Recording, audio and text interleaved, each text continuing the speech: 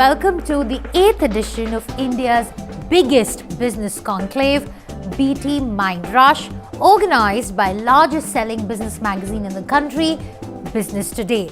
I am Shweta Punch, Deputy Editor of India Today magazine and your host for the next 2 days. We are going through unprecedented times, so it's only apt that the theme of Mind Rush this year is the post-pandemic paradigm. Of course, this is our first ever virtual edition of BT Mind Rush, and we have exciting sessions planned for you for the next 2 days. We will culminate this event with our Best CEO Awards, which will be presented at the end of day 2. We'd like to thank our presenting sponsor, SRM University, conglomerate partner, Darwin Platform Group of Companies, healthcare partner, ThyroCare. And we start off BT Mind Rush with a welcome address by Mr. Arun Puri, Chairman and Editor-in-Chief of the India Today Group. Please welcome Mr. Arun Puri. Ladies and gentlemen, a very warm welcome to all of you at India's premier business conclave, Business Today's BT Mind Rush. Here we honor India's best CEOs. Thank you all for being with us. Sadly, it's virtual, but being safe is our priority. This is the 8th edition of BT Mind Rush. Our theme in 2020 edition was Disrupt or Die. In hindsight, how intuitive was that? Having lived through the most disruptive year in living memory, the theme for Mind Rush this year is the post-pandemic paradigm. In just 1 year, most things that we all considered normal have suddenly become abnormal. Now, it is the new normal. In just a few months, people across the world have adjusted to just not working from home, but children have joined classes using smartphones and tablets. We're connecting regularly with doctors using telemedicine and binge-watching movies and television serials from all over the world on OTT platforms. We're shopping everything from groceries to high-end electronics and even cars online. On the flip side, among the hardest hit businesses are travel, tourism, and hospitality. Most people have not boarded a plane or a long-distance train in the last year. According to a PwC survey of 699 global CEOs, the majority believe that the COVID-19 pandemic-driven shifts towards remote collaboration, automation, and fewer people working from offices are here to stay. Overall, 61% say their business model will be more digital in the future, a change accelerated by the pandemic. And the same number believe they will be lower in workplace density than before. As a result, many technologies that were expected to transform our lives by 2030, be it artificial intelligence, machine learning, blockchain, Internet of Things, are now accelerating faster into our lives than we can imagine. Microsoft CEO Satya Nadella says, and I quote, "We have seen 2 years' worth of digital transformation in 2 months among our enterprise customers. The result of those investments will persist long after the crisis. That will throw up new rivals and even new possibilities, requiring the CEOs to reinvent and re-strategize. CEOs have a lot to munch over in the next few years. What are the limits of work from home? How to deal with demand slump? When to plan capacity enhancement? How to integrate social responsibility and climate change? How to keep employees safe and healthy? How to ensure diversity at the workplace?" They will have their hands full. But with the vaccines being rolled out, it's time to bury the COVID ghosts of the past and craft a brighter future for the coming generations. It'll need super hard work, progressive policies, and eliminating red tape. After a shocking first quarter when India's GDP contracted 23.9%, the economy shows signs of recovery. It is predicted that the year will end with a much lesser contraction of 7.5%. GST collections have crossed over 1 lakh crore mark for over 2 months. Car sales are up. There is hope in the air with the vaccine drive across the world. Our aim cannot be just getting back to pre-COVID levels. Remember, that was the lowest point in our recent economic history after 16 quarters of deceleration. The challenge ahead is huge. India cannot do justice to the millions of its youth, a very aspirational middle class, and its energetic entrepreneurs without accelerating to 8 to 10% growth in double quick time. India's best CEOs being honored at BT Mindrush 2021 will play a huge role in achieving this youthful and vibrant nation's limitless ambition. This year has tested the true mettle of CEOs. How were they able to steer their companies through this unprecedented deceleration of the economy? The difficult decisions they had to make in terms of staffing and cash flow. Besides keeping up the morale of their staff as they stared into an uncertain future. Those who thrived in this crisis innovated and were flexible. They did not lose their nerve and conveyed optimism to all their stakeholders. Most importantly, like all great leaders, they led from the front. The CEOs we are honoring here did just that. One scripted an amazing turnaround of a third-generation business after exiting unrelated businesses and investing heavily in R&D in the core areas. Another joined hands with an iconic football club that helped it create a presence in new markets while keeping debt levels under control. A family-owned business focused on creating huge capacity in specialty chemicals to meet export demand. On the other hand, a company focused on established products, a bet that paid off with enhanced profitability. I congratulate all the winning CEOs today who are making a difference, not only in their companies, but in their industry and society as a whole. They fought against heavy odds in a very stressed economy. They displayed exemplary leadership and courage to emerge as India's best CEOs. They are an inspiration for other business leaders across the country. May their tribe grow and prosper. The session starting now lets you dive into thought-provoking ideas, deep, insightful keynotes, and some fun elements put together by Business Today. I promise you a mind rush. Thank you.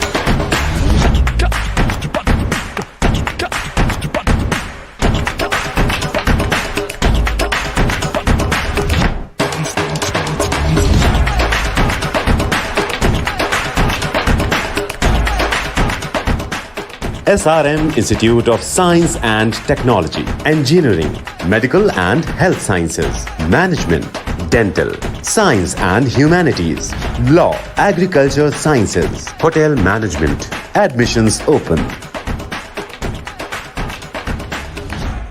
When you live in a fast-moving, ever-changing world, life brings forth unlimited possibilities. Yours to explore, excite, enjoy, educate, evaluate, and elucidate with elan. Never stop moving forward with Darwin Platform Group. Darwin Platform Group, the visionaries. ThyroCare, the trust, the truth. With that, we come to the first session of the virtual Business Today Mind Rush. We start off the day with a series of keynote addresses. The first keynote, not surprisingly, is something of concern to all of us. It is on the Indian economy at a time when India's GDP growth has contracted sharply. What are the options for catalyzing growth? And who better than Dr. Arvind Panagara himself explaining us the nuances of the Indian economy. Of course, Dr. Panagara needs no introduction, but here we have a small introduction for him. He has a doctorate in economics from Princeton University and he was awarded the prestigious Padma Bhushan in 2012. He was also the first vice chairman of Niti Aayog. I have been asked to speak on the Indian economy. What I would do is to give you a quick background and then we get to the contemporary and the future. So first of all, the present government started in May 2014 and at the time the growth rate in the last 2 years of the outgoing government had averaged about 5.9%, so a little below 6%. In the first 4 years of the Modi government, then growth rate averaged 7.7%. We tend to forget, actually, our perceptions are so much governed by what we see today that it is very easy to forget that for 4 years, we actually grew 7.7% on an average. Then in the fifth year, growth rate declined to 6.1%. And in the last, which is 2019-20, growth rate further dipped to just 4.2%. 4.2% was really the lowest growth rate in the 2010s decade. So this was quite a matter of concern. Largely, my view has been that this had to do with the rather delayed response by the government on fixing the financial sector. In particular, the non-performing assets had been accumulating. It was very clear that government needed to move as early as, I think, 2015. But that action got delayed. We started much too late. And even then, the recapitalization that was done was a bit inadequate and took much longer than it should have. In any case, we'll return to these issues. That's a background going into COVID. Then, of course, in March, COVID hit, and that, of course, led to an unprecedented decline in the GDP growth. For the quarter,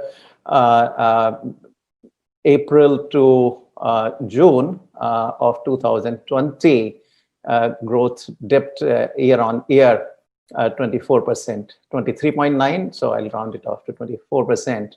I think there has been some controversy about whether this was reflected some sort of fundamental weakness in the economy or largely the impact of COVID. My own view has been that other than the financial sector, which still needs some more work, the economy was sound. There's nothing fundamentally wrong, and the decline really is entirely attributable to COVID. Economies that had been hit equally hard in Europe declined similarly. Spain, for example, fell at about 22%, UK 21.7%, Italy 17%. So we were sort of in that kind of ballpark. The United States, where actually the impact of COVID during that quarter was limited to a few states, fell only 9 to 10%. So it was very much an impact of COVID. If you look at the sectors such as construction, transportation, hotel, etc., these were the most kind of impacted sector, manufacturing as well. So these were agriculture, on the other hand, which was not so much impacted by the very strict lockdown that India went into, grew at its trend rate of about 3.4%. Second quarter, clearly, again, because the economy had been opened up, the growth rate did come up, meaning not growth rate, but the GDP decline did fall.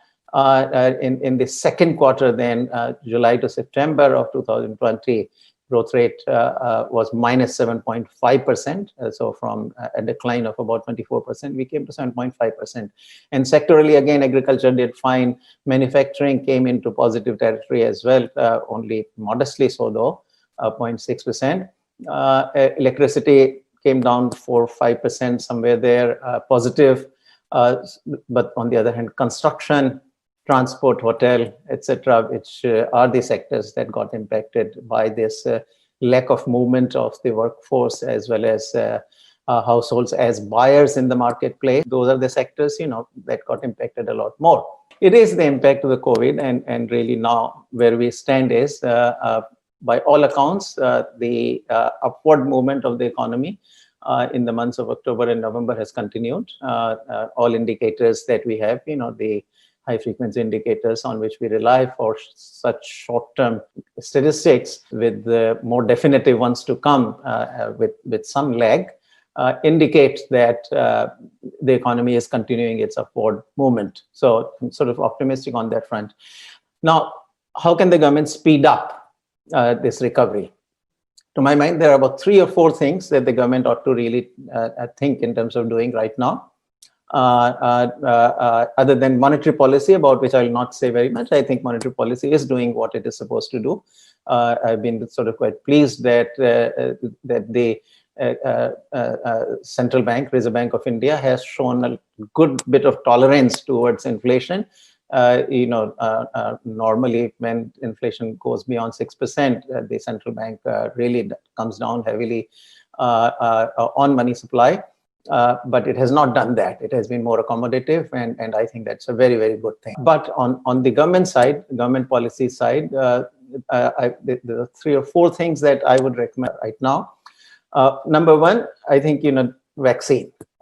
In the end, recovery of the economy very much depends on recovery from COVID. And so the faster we bring under control the spread of virus, the faster the economy will return to its pre-COVID level. I think we ought to be aggressive on this, even if we spend anything like, even as much as $8 to $10 billion of public money. That will be money very well spent, for the simple reason that for every week that we advance the recovery of the economy, we will be recovering several $1 billion, because the cost of less than full recovery of the economy is several $1 billion per week. So that will be money well spent. We could also be a bit more aggressive on the approval process, as long as the vaccine is shown to be completely safe, even if it's just about 50% or more effective, and not as high as 90%, let's say. We should go ahead with it. That's my personal opinion, because as long as safety is assured, the faster we move to vaccinate the population, faster we will get there in terms of bringing COVID under control. So that's one. Second, I had been very much with the government on not going fiscally on a kind of scale that the United States and some of the European economies went, 10% of the GDP or 12% of the GDP, that kind of fiscal stimulus. That was also being bandied around, being advocated around India.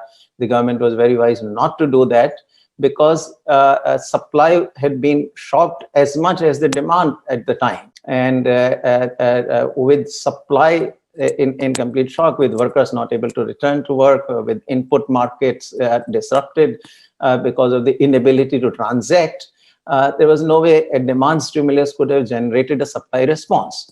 But now I think we are in a situation where supply response is entirely possible, and therefore demand stimulus could be of some help. And again, I recommend some 1 to 2% of the GDP, if we can quickly do the transfers, but both to rural and actually tilted a bit more towards urban consumer, urban poor. And given our ability now to make these transfers rapidly through the Jan Dhan accounts, that will be money well spent as well. I'm generally fiscally conservative, but in this case, I think we will recover the money. Again, the faster we recover, the more we gain in terms of returning the economy back on its feet. So that's my second sort of recommendation. The third, it is very clear that in spite of a good bit of support that the government gave, that was given on the credit side, in terms of delayed repayments of the loans, in terms of restructuring and so forth, one-time restructuring, without any cost. Still, with all that, there will be businesses that mostly which may not be anyway viable in the long run and not profitable in the long run will go out. There will be bankruptcies. More non-performing assets will accumulate in the banks. And this vulnerability, of course, we know is much more in the public sector banks. So I think as a third step, I would say the government should go in a very substantial way to recapitalize the banks in advance. We should not repeat the mistake we did previously when in 2015 or 16 we came up under Indra Dhanush with very relatively small package of 70,000 crore for recapitalization, and then of course it had to be upped to 2 lakh crore rupees later on, or 2 trillion rupees. That mistake should not be repeated. That was too little, too late. I think we should go more in advance, get the banks ready, because nothing will hurt the economy more on the way to its recovery than a fall in the credit growth. We do not want credit crunch to happen. Fourth, I would say, this is something I've said repeatedly, that it is time for the privatization to move on a very substantial scale. Even with this very limited fiscal response, our fiscal deficit during the year fiscal year 2021 is going to be 12 to 13%. Debt to GDP ratio would rise from 72% to about 85%. It's a very high debt to GDP ratio. We need to do something about it, and privatization clearly is a major step that can be taken towards that. That, I think, is my fourth thing. And it's also, anyway, I think privatization for the economy is a very good thing. All evidence shows that public sector enterprises have performed extremely poorly relative to their private sector counterparts. Even the enterprises that had actually been privatized under Prime Minister Vajpayee in 2002 and 2003 now are doing incredibly well compared to their counterparts, which were identified for privatization but were not actually privatized. Sort of what I would say short-term measure that the government ought to take. I think just quickly, looking to the future, I think prospects look very good. I would say that post-COVID decade would certainly India grow at 8% plus. We can actually, I say that with conviction because post-COVID decade would be very different for the reasons of number of reforms that we have already put in place. We now have a very low corporate profit tax in place. The IBC, Insolvency and Bankruptcy Code, that is in place. So a very good bankruptcy process is available to the outgoing businesses. GST, I think, initially we had some bit of teething pains initially, but it is now pretty much in place, about 95%. It's fully functional. So its benefits now will begin to come. We have the labor law reform that has happened, which is again a very, very important reform. Farm law reforms that have happened, very, very important. Digitization, another very important step. I think huge progress in digitization, which ought to help productivity. Whole set of new things that have happened, which perhaps were not there about 2 years or 3 years ago, in place. And so I think that is what makes me so confident. Now I will finally mention 3 or 4 structural reforms that we need to do that are still outstanding. I'll just list them, which is what we ought to be doing before the end of the current term of the present government.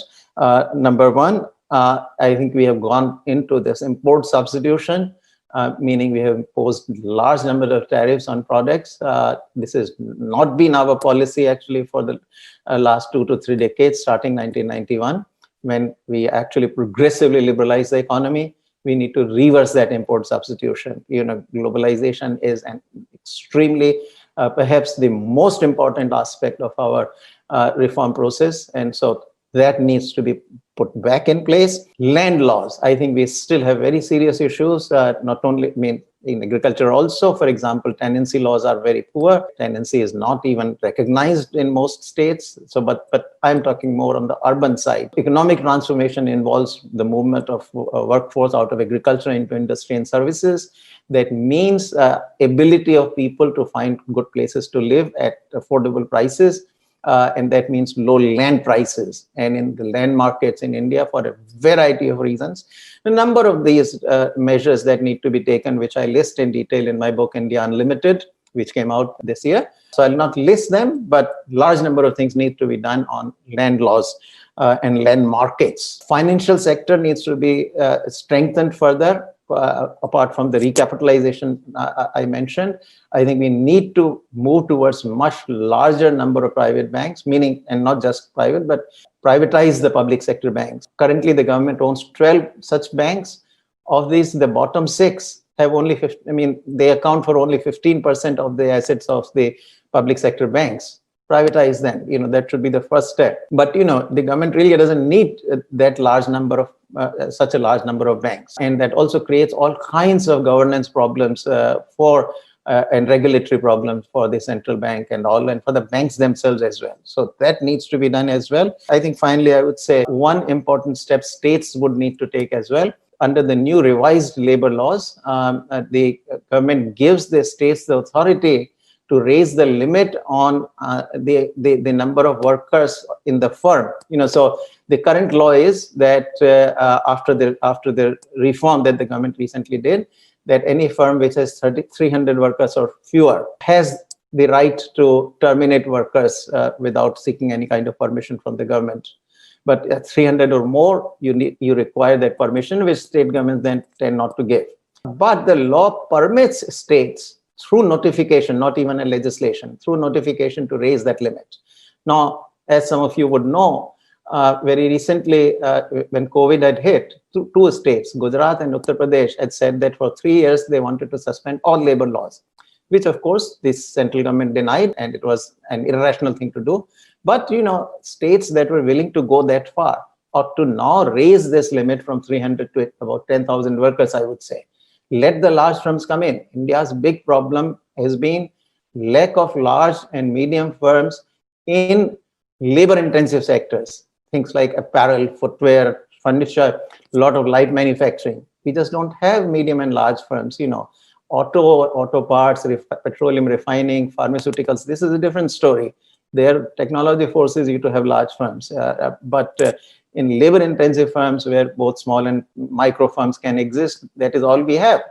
No medium and large firms. Medium and large firms in these sectors are essentially critical, absolutely critical, because they are the ones who operate in the global economy. So we need to hook up these sectors into the global economy. That requires larger firms, and therefore the states need to relax on this particular labor law for which they have the full authority under the central government law. Thank you very much. Thank you, Dr. Panagaria, for a very enlightening address. Our second keynote.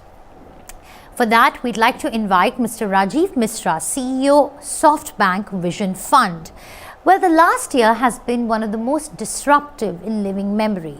As coronavirus spread across the world, disrupting lives, billions of people adapted to a new world in just a few days, be it working from home or doing almost everything online, from birthday parties to work meetings to international meetings. Everything is happening online. It has been a learning on the job for everyone. Our next keynote addresses just that, disruption. Please welcome Mr. Misra. I'd like to thank Business Today for the opportunity to speak with you. I'd like to address how companies can leverage technology to reach 1 billion people, and some of the sectors we're excited about investing during this period and post-COVID. Our vision was to invest in businesses that are enabling the next stage of the information revolution using AI and big data. I've always believed artificial intelligence will have a greater impact on the economy than the PC, internet, or mobile stages of the information revolution over the past 20 years. And the impact of AI on the global GDP, including India, will be a lot more rapid and faster over the next 3 to 5 years. COVID-19 has validated our vision and accelerated it. In India, we need to make the most of the opportunities presented by the AI revolution. Of course, there are many reasons for optimism. India is one of the fastest digitizing economies in the world, is leading the world in areas like identity. More than 1.2 billion Indians now have an Aadhaar card. And technology could dramatically increase productivity across most sectors of the economy and create tens of millions of new jobs. But there are also reasons for concern. We still need more Indian tech companies to compete on the global stage. We need to close the digital divide to ensure all Indians have the opportunity to participate in the information revolution. Indian small businesses and agriculture are lagging behind larger ones in adopting technology, and the gap is likely to grow post-COVID. As my friend Ulrika Hoffmann-Shurchardi has pointed out, physical businesses that have been challenged by the pandemic will not be able to rejoin the race in the same place and within the same speed. They will find it more difficult to compete against digital businesses that have used data to train with increased intensity during the crisis. The amount of digital acceleration equals a commensurate increase in the competitive moat of digital businesses. Let's consider 4 ways Indian businesses can leverage advances in technology to reach 1 billion people. First, businesses need to be data and mobile first. Thanks to visionaries like Mr. Mukesh Ambani, smartphones with cheap data are now ubiquitous. Mobile will ultimately be how businesses offer most of their services, and it provides the data they need to learn and improve their offerings.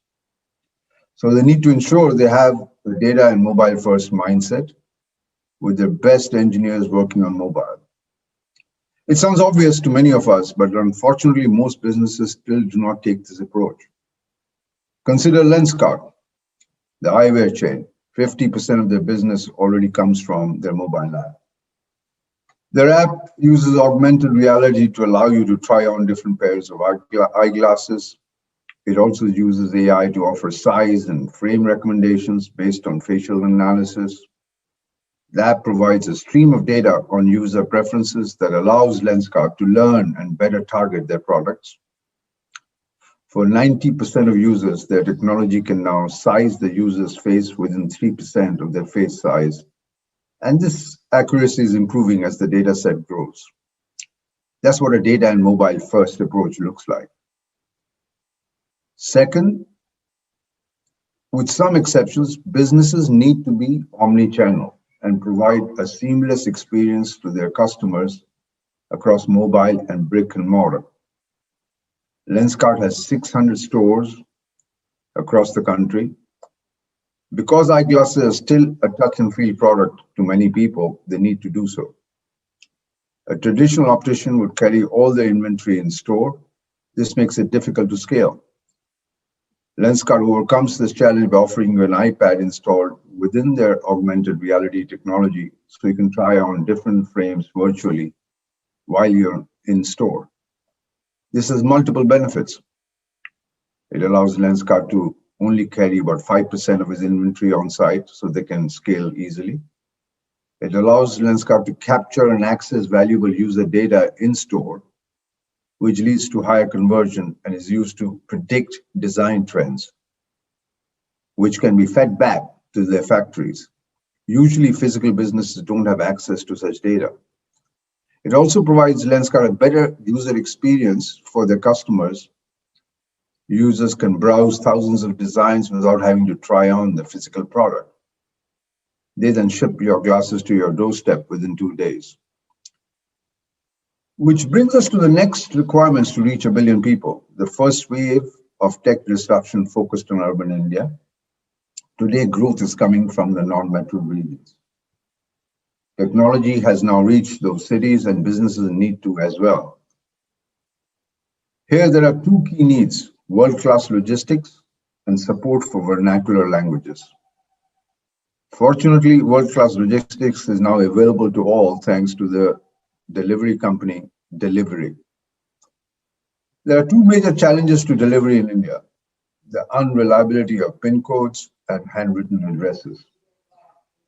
Delivery solved these challenges by remapping India using the database of delivery history. This was a remarkable feat. But they've gone further. For example, they also use the data to optimize delivery times to ensure the recipient is available to receive the package, which dramatically calls and cuts down missed deliveries and saves time and money. This has enabled them to create a nationwide network that extends beyond 17,500 postal codes and 2,300 cities. Thanks to delivery, businesses don't need to build a shop in every city. They can quickly and affordably ship their products across the country at a much cheaper cost. That gives the businesses a scale they need to overcome low average order sizes, which is the case in India. The other key to reaching the non-metro regions is support for local languages. Here, the leaders are big companies like Amazon and Flipkart, which offer their products in half a dozen languages. Going forward, companies will need to dramatically increase their investment in local language support to reach their customers. These imperatives were already present before the pandemic, but COVID has pulled forward these trends by years. My view is that the past 12 months of COVID has accelerated the AI disruption in our industry across the globe by at least 3 years. What would have taken 3 years to achieve has been achieved over the past 12 months. The pandemic has catalyzed once-in-a-generation shifts in behavior around the world and will permanently reshape the Indian economy in ways that we are just beginning to understand. Those who don't adapt and adapt quickly will be left behind. Of course, some areas will be impacted greater than others. Let's consider three of the sectors, and there are many, I'm just picking three, we are most excited about, which are education, payments, and healthcare. Technology is the great leveler, and the application of technology in education is one of the most impactful ways to reduce income inequality. I believe that the necessary conditions are now in place for EdTech adoption to take place in India. First, technology is solving the demand and supply issues. Smartphones and data plans are now affordable. Access to the mobile internet is widespread and growing quickly. Online learning can support large class sizes of high quality, which drives down cost. On the supply side, many of the country's best teachers are now onboarded and using technology to create high quality content. India has a number of world-class EdTech companies like Byju's, Vedantu, and Unacademy. Second, COVID has provided the push needed to spur the adoption of EdTech. It highlighted the effectiveness of live education platforms and in many cases made them a necessity for tens of millions of children. The revolution in EdTech will improve standards and outcomes across the board, in my belief, while students will return to classrooms in the next few months. The future of education is a hybrid of online and offline learning. Last year, we invested in Unacademy, which provides live interactive classes to help students prepare for competitive exams, for jobs, universities, etc. Since COVID, live views of Unacademy's programming has increased 7-fold. I'm very, very optimistic about the transformation potential of EdTech because, like healthcare, education is a key building block for our next generation. And there's a shortage of providers, both in education and in healthcare, that this could solve. Another area, which is payments, is poised for further disruption. Of course, it was already a highly competitive and dynamic sector in India, but COVID has accelerated the transition from cash to digital payments in a variety of ways. Lockdowns have spurred many people to go online and share their account details for the first time. There's been a surge in online activity, particularly in e-commerce, which is driving demand for digital payments. We are seeing rapid penetration in new segments like pharmacy, online poultry, etc. in non-metro areas. For health reasons, people don't want to touch anything they don't have to and are avoiding cash transactions. The banks are also raising limits on contactless payments, so users don't need to touch keypads. There's been a resurgence in applications like phone top-ups, person-to-person payments, and bill splitting, etc. These changes should drive a wave of innovation in the sector. As discussed earlier, businesses will need to complement their physical stores with apps and websites to attract and retain customers. Banks will need to accelerate the shift away from branch banking and develop new online processes to issue products like unsecured loans and credit cards without in-person contact.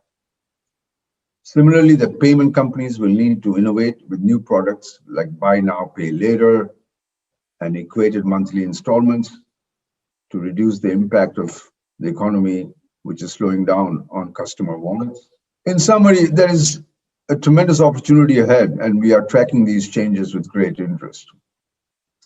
Healthcare is another sector, especially for India, that's going to be highly catalyzed, not only because of COVID, but because of the digital disruption. And COVID has just accelerated that change due to lockdowns and overflowing hospitals. Doctors and patients have finally embraced telemedicine for diagnosis and treatment. We have several portfolio companies, dozens across the globe in healthcare. Companies like Ping An Good Doctors online consultations in China have increased 9-fold during COVID. And they believe a third of all illnesses can be better managed online. Virtual care is now a permanent part of many practices, and more countries will adopt a digital-first approach for healthcare. India could benefit disproportionately from this shift. The country has a shortage of hospital beds and doctors, particularly in rural areas. For example, India has just 0.9 beds per 1,000 people versus 4.2 in China, and 0.8 physicians per 1,000 people versus 1.8 in China. Telemedicine could improve access and quality of care in a cost-effective way, in my view. We recently announced our investment in a predictive health company, for example, that is using data and machine learning to help clinicians predict and prevent serious medical events, including cardiac arrest and high blood pressure and strokes, to be able to predict them a few weeks before it is going to happen. The application of such technology in India could dramatically improve outcomes. However, unlike many other sectors, digital disruption in healthcare is still very early in India. Some promising areas include omni-channel delivery platforms like Ping An Good Doctor, which offer both in-person clinics and telemedicine, electronic health records, consumer apps that personalize care and empower people to improve their health. More broadly, I'm also very excited about advances in genomics. It's a huge market that will require significant capital, particularly in 3 areas. First, diagnostics, identifying and monitoring diseases using genetic sequencing combined with data sciences.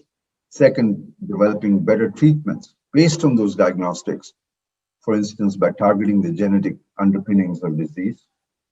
Third, the next frontier, which will take another 4 to 5 years, is influencing our genes to cure diseases by rewriting them, for example, by using gene and cell therapies. Let's take cancer as an example.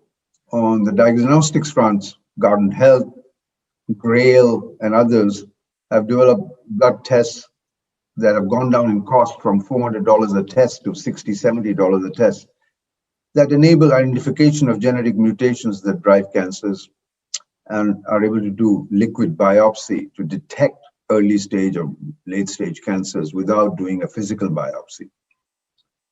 For treatments, companies such as Relay Therapeutics are developing targeted therapies that drug those specific mutations and may promise greater impact with better safety. Finally, in the coming years, we will continue to expand our ability to genetically engineer cells such as T cells to treat cancers and prevent relapse. I'm incredibly excited about the potential for health tech to dramatically improve the quality of our lives over the next 5 to 7 years.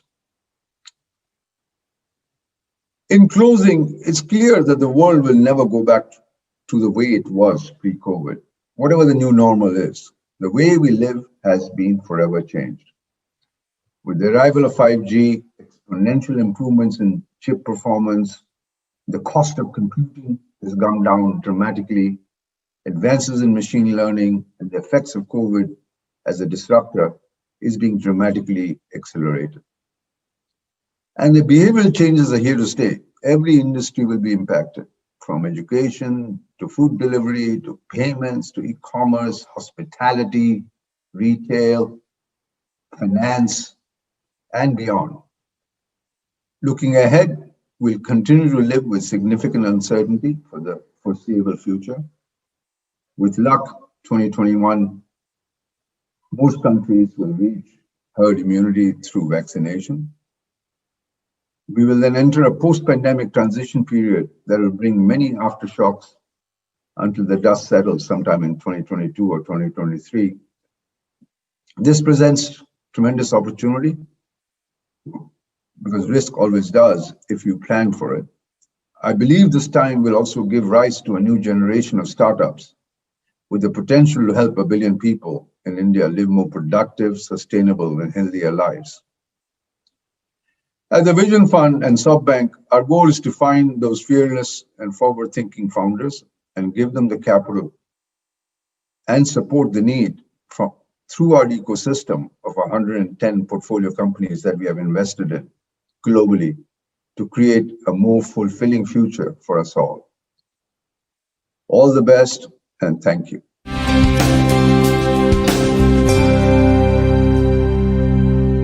There are lots of things that I really enjoy. When you're able to travel, I have done various, whether it's scuba diving, hang gliding, things like that are things that I really love, this adrenaline rush, adventure sports.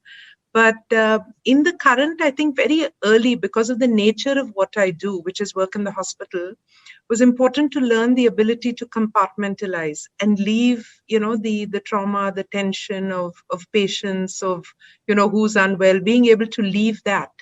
And while we're on call and our phones are always on because someone may be reaching out to us, I try to be able to be in the moment wherever you are. So whether it's having dinner at home with family or figuring out, which wonderful book to read because there's just so much to read.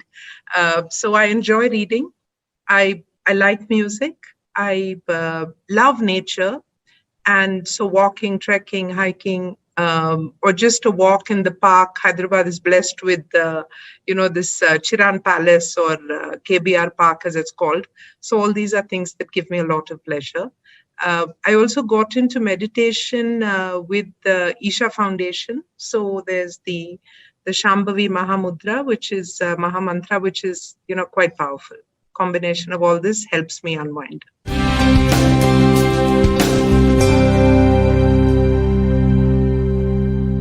I think health checkups are one of the most important health mantras. And while everybody's been consumed with the pandemic, the fact is, like the Lancet editor very well said, we're in the middle of a syndemic.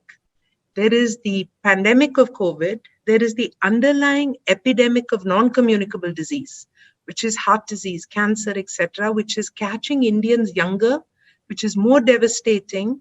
And most importantly, there are lifestyle-related disorders, which have a lot of biochemical signals that can be picked up early to be prevented, or genetic testing now for cancer. So I think health checkup is another very important one too, besides the healthy living, stress management, and being able to find the right balance.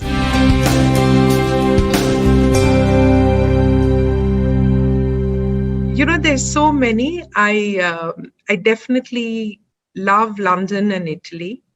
Goa is a very powerful one. But I also think there's so many fantastic places in India. I enjoyed Bhubaneswar.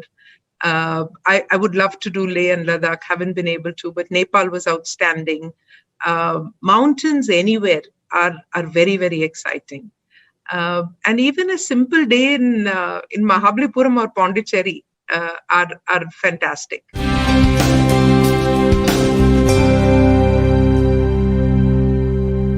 I think if it's not dated, I did it a long time ago and have continued to upgrade, but I think my iPad is just the most intelligent thing I ever bought myself. All the accessories around it, because it's just so much a part of our life. We're Zooming on it, we're working on it, we're entertaining ourselves on it.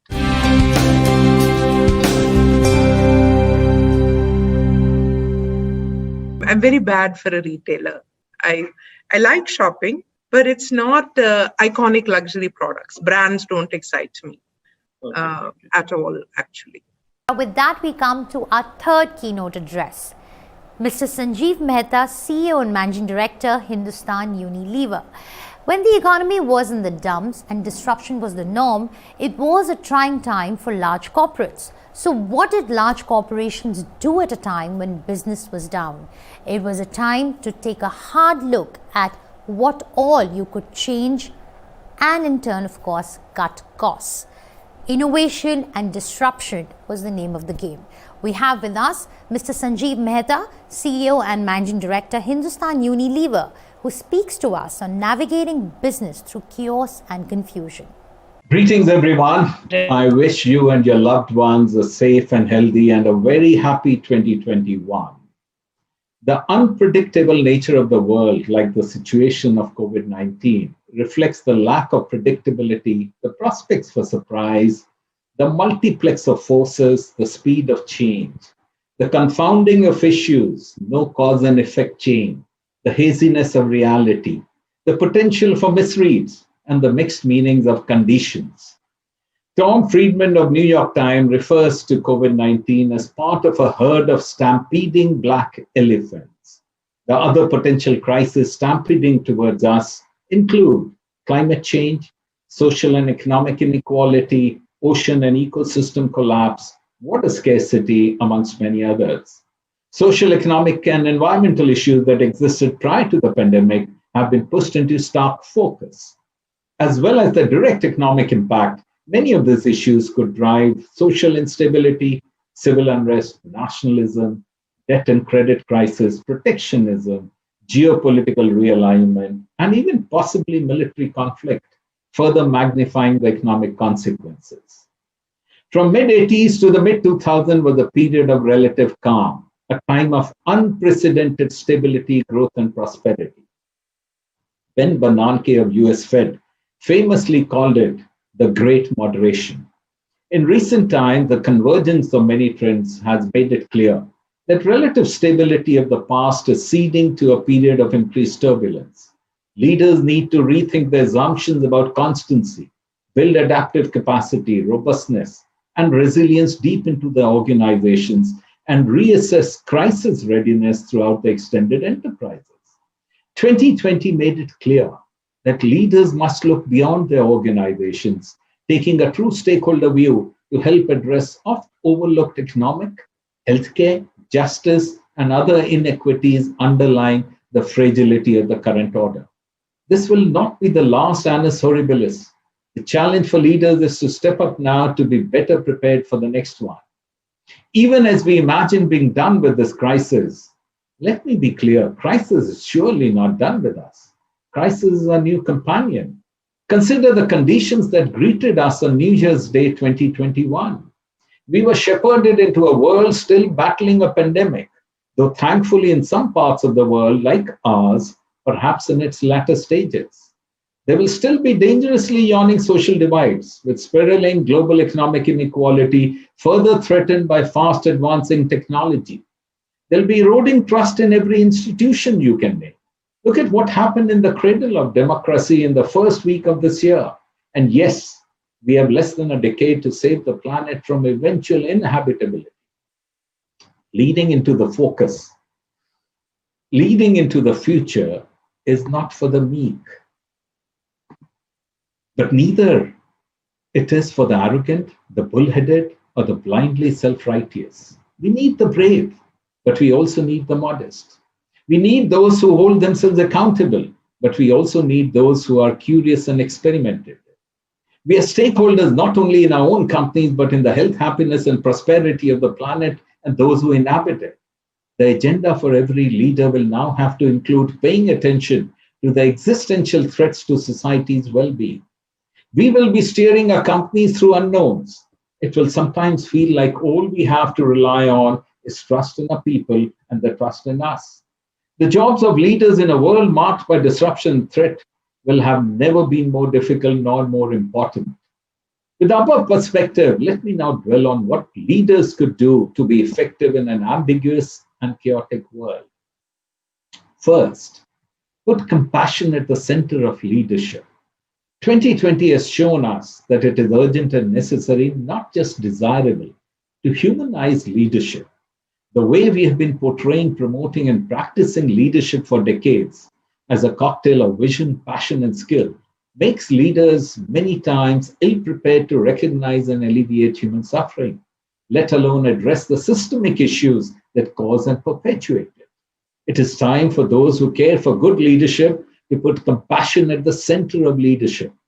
Perhaps we need to stop conjuring foes that leaders need to fight and help leaders focus on healing and renewing our relationships and building institutions instead. People need cry, not a battle cry, said an associate professor of organizational behavior at NCR. Compassionate leaders look after the people. Look after your people and people will look after your business should be the maxim. Second, be a brutal optimist. The job of a leader is to provide brutal optimism, a clear account of the challenges that lay ahead, but credible hope that collectively they have the strategy and the resources to overcome the crisis. Confronting the tough truth of your situation is essential to overcoming it. Optimism will spur you to action, but realism guards against being naive and crushing disappointment. Leaders therefore need to play two parts, the front stage and the backstage role of leadership. In the front stage spotlight, leaders inspire and assure their teams, sending a message of hope and sharing their vision with the organization. They also show empathy and public commitment. These leaders are simultaneously kind and humble, showing the caring side of the personality. All of these qualities must be combined with the backstage role, in which leaders take a blunt and realistic approach to the serious threats at hand.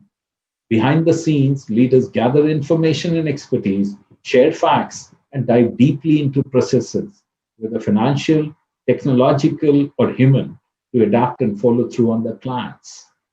Third, reorient your roadmap with sense making.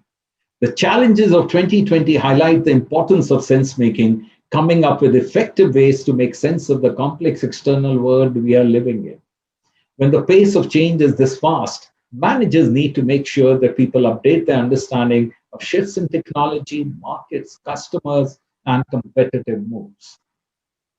Sense making involves pulling together disparate views to create a plausible understanding of the complexity around us, and then testing that understanding to refine it, or if necessary, abandon it or start over. Sense making has been recognized as vital to the success and survival of organization since Carl Wake introduced the term back in 1979. It is considered essential for innovation, crucial to the development of nimble teams and organizations. For example, a team trying to create more innovative products in the FMCG industry need to be aware of shifts in scientific knowledge, the new ways that companies are collaborating with each other, the changing consumer behavior, the impact of emerging channels, and the new regulatory regime. Sense-making never leads to a flawless picture of what is happening. The world is uncertain and constantly changing, and our understanding will always have limits. Sense-making is not about achieving omniscience. It's about learning. Sense-making ability means having a wide network, an ability to reach out to many stakeholders, listen, see patterns in complexity, and think across polarities such as efficiency versus effectiveness, or safety versus economy. Fourth, realize that the days of lone riders are over. All of us need all of us and not some of us. The pandemic has shown us that this crisis is neither a one-country problem and nor can one country solve it. It will require the collective efforts of the world community. Collective action within communities and internationally will enable more rapid and peaceful exit from the crisis. In fact, if we cannot globally contain the spread of the pandemic, we may see a resurgence later. The virus has exposed the dangers of connectedness without cooperation. We were unable to stop a global crisis because we did not rally a global response to it. Hence, despite the divisiveness, the cause for winning as one world is more important than ever before. This will also be vital to ensure that when the vaccines are produced, they are not cornered only by the rich and powerful, but there is fair distribution. No one is stronger than all of us collectively. As far as businesses are concerned, it is increasingly going to be about collaboration, partnerships, alliances, and even for some issues of societal importance, about hard-nosed competitors coming together. Atmanirbhar Bharat, as our Prime Minister, Mr. Modi, has clarified, is not shutting down doors to the outside world or becoming protectionist in nature, but becoming a bigger and more important part of the global economy. Fifth, respond to crisis with speed and agility. It seems obvious that when faced with a crisis, companies should simply dial up more speed and agility. But this is easier said than done. Speed is not simply an attribute of an organizational activity tied to a clock time. Rather, speed is a complex, performance-enhancing organizational capability that requires a holistic approach to its development and execution. Speed alone enables companies to operate quickly, only in already established product domains. During a crisis, companies must also demonstrate agility, a capability that allows the organization to pivot to adjacent or entirely new product domains. Speed depends on three interconnected capabilities. Recognition speed, how quickly external stimuli are recognized as an opportunity or threat. Decision speed, how quickly decisions are made. And execution speed, how quickly resources, people, or processes are mobilized to support the action. It is important for all aspects of speed to be in sync. When they are, companies are able to speed up multiple organizational activities simultaneously. Agility is a bundle of dynamic capabilities, the alertness to the need for change, the ability to decide on a new course of action, and the ability to effectively reconfigure and mobilize the resources necessary for change. When faced with an external stimulus like COVID-19, organizations must enact all three elements of agility to effectively carry out change.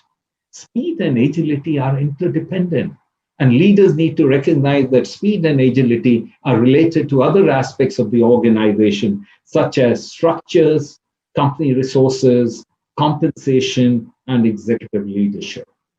Sixth, be adaptive and resilient. We have realized that even the best prediction models, we cannot predict our way to a no-risk world. This therefore means that we must become far more adaptable. The crisis has shown adaptable teams retool in a matter of days. On the other hand, seemingly successful organizations with vast prediction capabilities paralyzed as the virus spread. During the crisis, many organizations driven by low cost, high efficiencies, and capacity utilization were caught on the wrong foot. These businesses need to determine which parts of the value chain do they manage for cost and efficiencies, and where do they build for redundancy so that it is resilient to shocks. Just as there is need for businesses to build adaptability and resilience, so is the need for nations. Seventh, live your purpose and values. Last but not the least, our purpose and values should be our guiding star. These are not just well-articulated statements that are framed and hung in corporate boardrooms. These are what defines us and drives us in good times and bad. The exigencies of a crisis should not lead to compromising on our purpose and values. In fact, they enable the leader to keep a cool head amid chaos. There is a striking parallel between great crisis leaders and parents. who must stay firm on values and principles while still giving the children space to develop. A very delicate balance indeed. Let me now sum it all up. Leading through ambiguity and chaos is a test of character. To successfully navigate, leaders must adjust, improvise, and redirect as the situation changes and new information emerges. Leaders need courage to seize opportunities. They also understand they will make mistakes along the way and they will have to pivot quickly as this happens, learning as they go and not being deterred by failures. It is perfectly fine for leaders not to have all the answers. They empower the people and delegate to the edge. There is ample evidence to show that leaders who trust and empower the teams unleash powerful potential. The common characteristics of great crisis leaders are a robust stress management capability, abundant resilience, networking prowess, vast social capital, a strong commitment to inclusivity, and a cool head when others overreact. Great crisis leaders live the purpose and values of the organization to inspire loyalty and to generate the best ideas. They also accept that luck plays a role in the success, and they admit this rather than claiming complete credit for every victory. Humility is, after all, vital to rallying an organization behind a strategy. Successful leaders constantly analyze what has happened and as the crisis unfolds, gauge their success and adapt their strategy. However, they always stay true to their non-negotiable values, such as accountability, credibility, integrity, humility, and kindness, which can be thought of as a compass guiding the mission. Strategy, on the other hand, is treated like a GPS that needs to be adjusted constantly to reach their final destination. Thank you, and may God bless you all.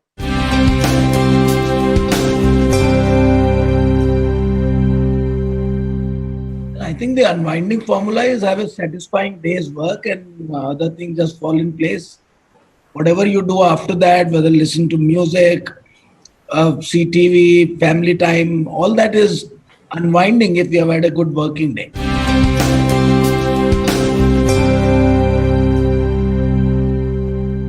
Many passions beyond work, sports, playing, watching, music, partying, but of course partying is out these days because of COVID, but yeah, I mean normal passions.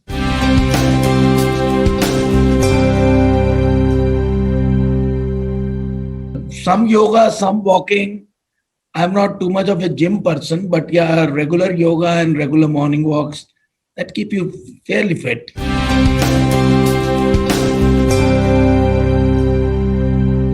Maldives.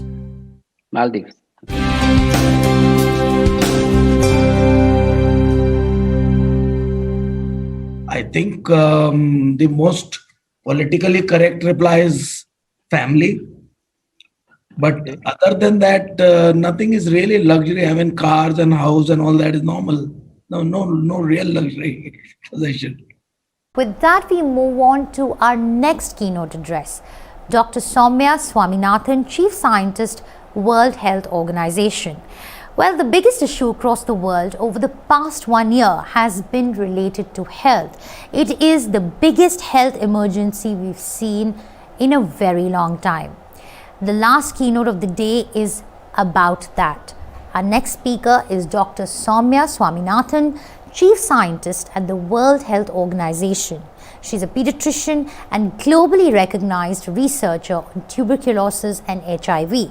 She has 30 years of experience in clinical care and research.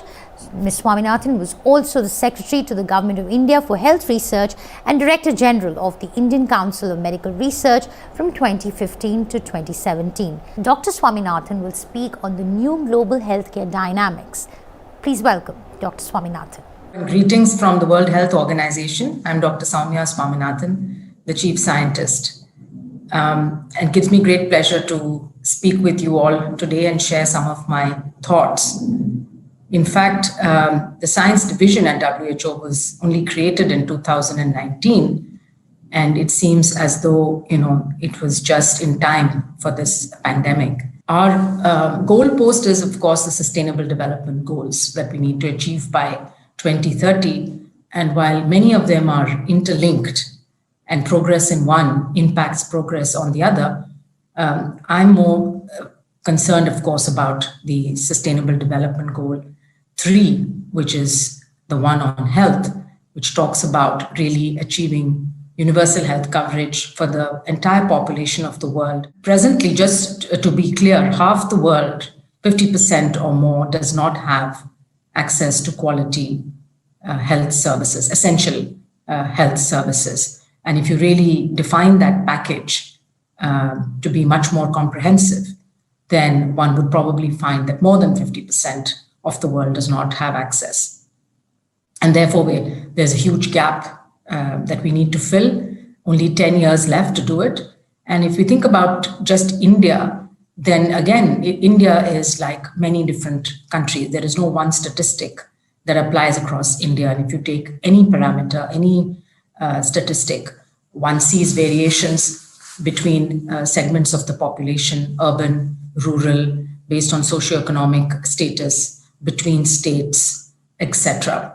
And so there are glaring inequalities and iniquities that really need to be addressed in order to achieve that goal of health for all by 2030. As far as the past year is concerned, and the fact that it's been exactly a year now since this new virus was identified as a novel coronavirus in China, what became clear is that no country in the world, barring maybe a handful, were really prepared for something like this.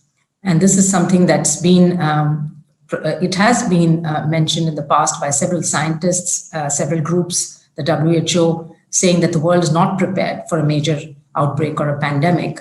One expected the next pandemic to be an influenza pandemic. However, another respiratory virus it was clear that it could happen at any time.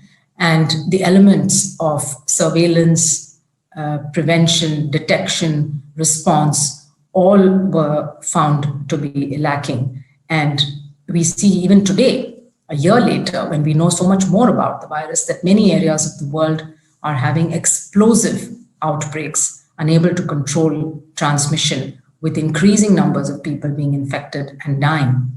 And today we are somewhere close to 20 million known infections. We know the real number is maybe 8 to 10 times higher, and close to 2 million deaths globally. But there are, of course, a few countries that dominate both the caseload and the deaths. What also became clear is that countries that had invested in public health and primary healthcare systems, even though they used low-tech measures, they actually did better. And I'm thinking about countries like Vietnam, like Thailand, like Senegal, where they used their primary healthcare system, they used their network of community health workers and the strong links with the community in order to, and their past experience with infectious diseases. In the case of Southeast Asia, it was SARS-1. In the case of Africa, they had experience with TB, with HIV, with Ebola, and so on, malaria. So they were able to actually use that experience and their on-the-ground public health workers to actually detect and respond relatively much faster than many high-income countries that have excellent tertiary healthcare facilities, but have, over the years, their public health surveillance and response systems have been weakened. I think this is a good lesson for India as we build our health systems. It's clear it's not enough to have investments in tertiary healthcare systems alone, because first of all, that's often skewed. It's available only in the cities and not in the rural areas.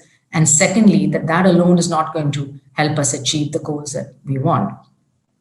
We often say that universal health coverage and response to health emergencies are two sides of the same coin, because ultimately what you're looking at is a resilient health system, which has enough physical infrastructure, human resources, the data systems, the lab networks, the governance mechanisms, the supply chains, including cold chain facilities, all of this built in with spare capacity to be able to respond to these kind of emergencies. And let's not kid ourselves. I think this is going to happen increasingly in the future. This is certainly not the last pandemic that we're going to see. And it's certainly not the last health shock we're going to see. As we've seen, climate change and health are also very closely linked. And the number of events around the world of extreme climate events that have resulted in floods and landslides, in fires, in earthquakes are going to increase. And so people are going to be exposed to both biological and non-biological threats. And that's why the health system resilience is very important. The second, I think, is to have a very good system of collaboration both within the country and outside, especially for innovation, R&D, and developing the tools that are needed. India was able to very quickly respond to this challenge. In fact, it was the private sector that responded really quickly to the needs of the country and started producing diagnostics, reagents, consumables, personal protective equipment. And we've seen a huge amount of innovation in this area over the last year, including, of course, the development of several indigenous vaccines and several indigenous diagnostics that have enabled India to be one of the first countries to start a vaccination program. So clearly there's huge capacity. And perhaps what is missing is the prioritization, which of course needs to be done by the government in consultation with all stakeholders, of what are the high priority tools that are needed in the country to tackle all our other major public health problems, and then a partnership with the private sector in order to enable not only the development, but then also the procurement and deployment of those tools. And I think what we've learned in this 1 year is going to hopefully help us to really build that ecosystem much better. It's also clear you need global collaboration for many things. I've been personally involved in trying to convene several networks of experts that are working together on different aspects of the pandemic, starting with basic knowledge about the virus and its transmission. You all heard about these new variants. Now that's a very common property of the virus, but you need a global collaboration and a global understanding of sharing information, the database of these genomic sequences in order to use it effectively. So you need scientific collaboration, you need collaboration on R&D as well, you need collaboration on clinical trials, and there are many areas where one can learn from each other, rapid transfer of knowledge. We've reached a point where we have vaccines, several of them, within 1 year of the discovery of a new pathogen. And that's really the model, again, that should be adapted to other solving problems that we have for other diseases. The third lesson for me is that we need to pay attention to some of the risk factors and determinants of health. Again, as I mentioned, it's not enough to be able to just focus on the curative side. We need to focus very much on disease prevention and health promotion. And the kind of risk factors one knows which impacts on health are the quality of the air, the quality of the water, safe sanitation, housing, and a nice, good environment for people to live in, which really impacts on mental health. So without paying attention to these upstream factors, focusing only on developing the healthcare delivery system is not going to make our population healthier. And so we need to look at how to reduce air pollution, how to have safe drinking water, safe sanitation, etc. So again, looking even from the economic standpoint, India cannot be a superpower in terms of really being the global best in everything if we do not pay attention to the health and nutritional status of our population. So this is something that is challenging. It's multifactorial and therefore needs a multi-sectoral response to this problem. And there are many initiatives now that are focusing on this. It's clearly a national priority. We have the Poshan Abhiyan, we have the Ayushman Bharat program. We have programs related both for drinking water and the Swachh Bharat program, of course, which made huge amounts of progress in reducing open defecation. So all of these priorities have been identified and prioritized by the government, but it needs an all of society approach really to solve it. The government alone it's very difficult to solve these challenging issues. And therefore, it needs a private sector. It needs civil society. It needs, the community to understand. And so the last area that I want to talk about is the scientific mindset and health literacy in the population.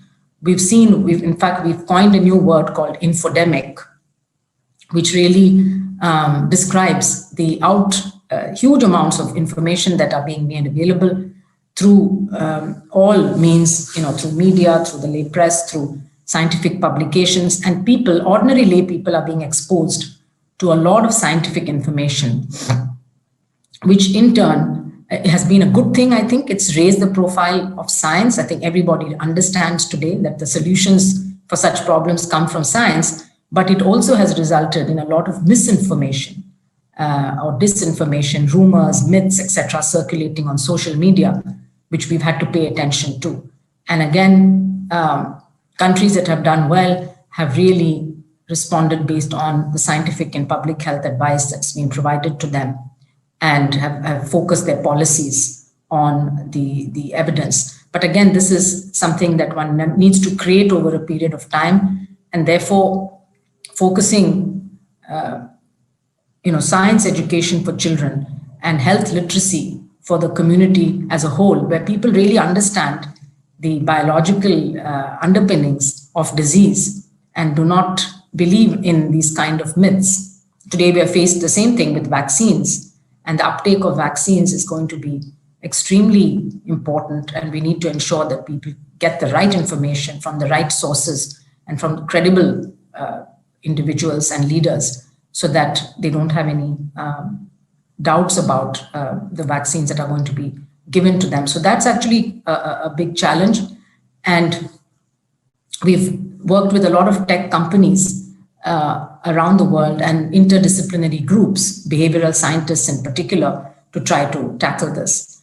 So going forward, it's also very clear we can't do a talk without talking about digital and how there's been a leapfrogging of the use of digital technologies and tools, particularly in health, but in all the fields. We're doing this talk remotely, where people are working from home. So whether it's education or finance or banking or health, this has advanced a lot. And the WHO has a global strategy on digital health, which really lays out the key areas where countries need to invest. Different countries are at different phases or maturity levels of their digital health infrastructure. And in a way, it's easier for countries that are starting from scratch, because we can build an infrastructure now knowing what the pitfalls are in some of the high-income countries that have very siloed approaches to dealing with data. So the whole area of using digital technologies and tools, collecting people's data, how one is governing the use of that data, these kind of things need to be expanded in order to improve the quality of healthcare. But I would also say that they need to be studied. Just because we have a digital technology or a tool or a new artificial intelligence algorithm, it doesn't mean that that's going to solve our problems. The tools need to be used wisely, they need to be governed wisely, and they need to be tested. Just like we test drugs and vaccines, we need to test some of these approaches in a scientific and rigorous manner to see if they achieve the goal of improving health outcomes. The fifth and final lesson is on the community engagement. I referred to that earlier. Countries or states that have very strong public health systems which are decentralized, and where the unit at the local level, which is usually a sub-district level, say in India at the block level, or even at the primary healthcare center level, have a strong relationship with the community and have built over time trust and a dialogue and a two-way interaction. Those are the kind of systems that can do much better in an emergency, because there's that trust that's been built up. And apart from that, we also have to do that in the case of chronic diseases like hypertension or diabetes. You need an ongoing engagement with people. So the whole transition from communicable diseases to non-communicable diseases, which has happened over large parts of India and will continue to happen. And therefore, our focus also on keeping people healthier will need to shift while we continue to have diseases like TB and malaria and dengue and other infectious diseases to contend with, the major burden is on non-communicable diseases. And in that basket comes also mental health. And mental health, again, has come to the forefront this year because of the impact the pandemic and the isolation and the loneliness and the loss of jobs, etc., loss of education opportunities. All of these have impacted the mental health of people, starting from the young to the elderly. And it's very clear, again, that we are not prepared. The health systems are not prepared. The communities are not prepared to cope with mental health problems at that scale. ThyroCare, the trust, the truth.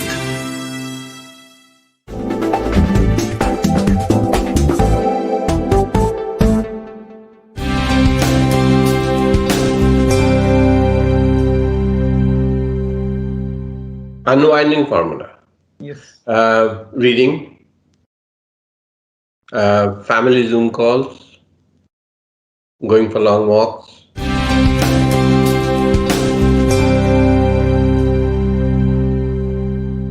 When the COVID was not there, I used to go to the gym, and now I do all these TV sort of home gymnastics. I do yoga and I go for long walks.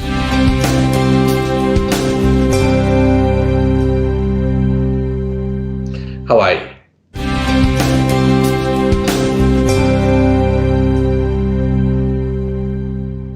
I don't think I have any, frankly. I mean, no.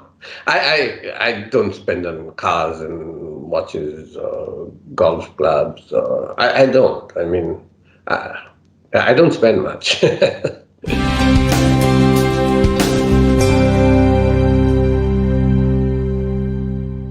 The only thing I like to spend on, which gives me great joy, are travel and charities. So anytime I'm able to travel with family, go to new places. Remember, I grew up in Shillong, right? A very, very remote part of the world, totally disconnected from everything. And I was always like, God, I want to go to Buenos Aires. And I never thought I could, but now that I can, I love it. And then anytime I can give some money to some education society or rural healthcare or something, I just feel great. So I want to keep working only for those two reasons. If you said, why don't you stop working? It's like, hey, I want to travel more and I want to give money to charities.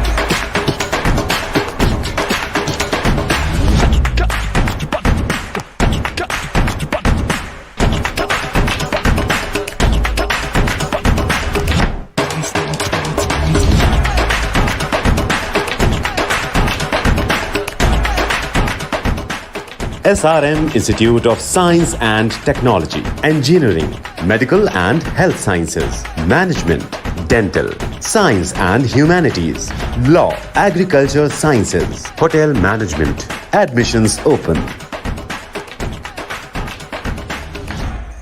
When you live in a fast-moving, ever-changing world, life brings forth unlimited possibilities.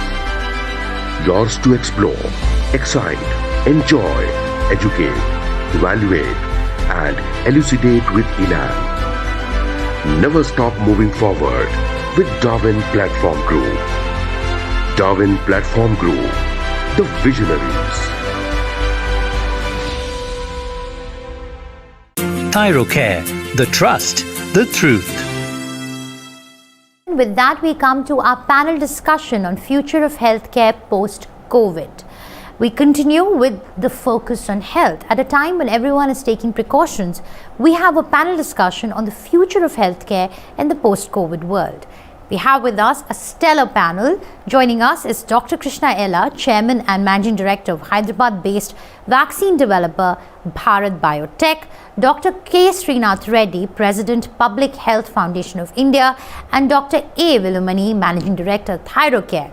And moderating this conversation is my colleague, Mr. Rajeev Dubey, Editor, Business Today, and Managing Editor, Business TV Today Network.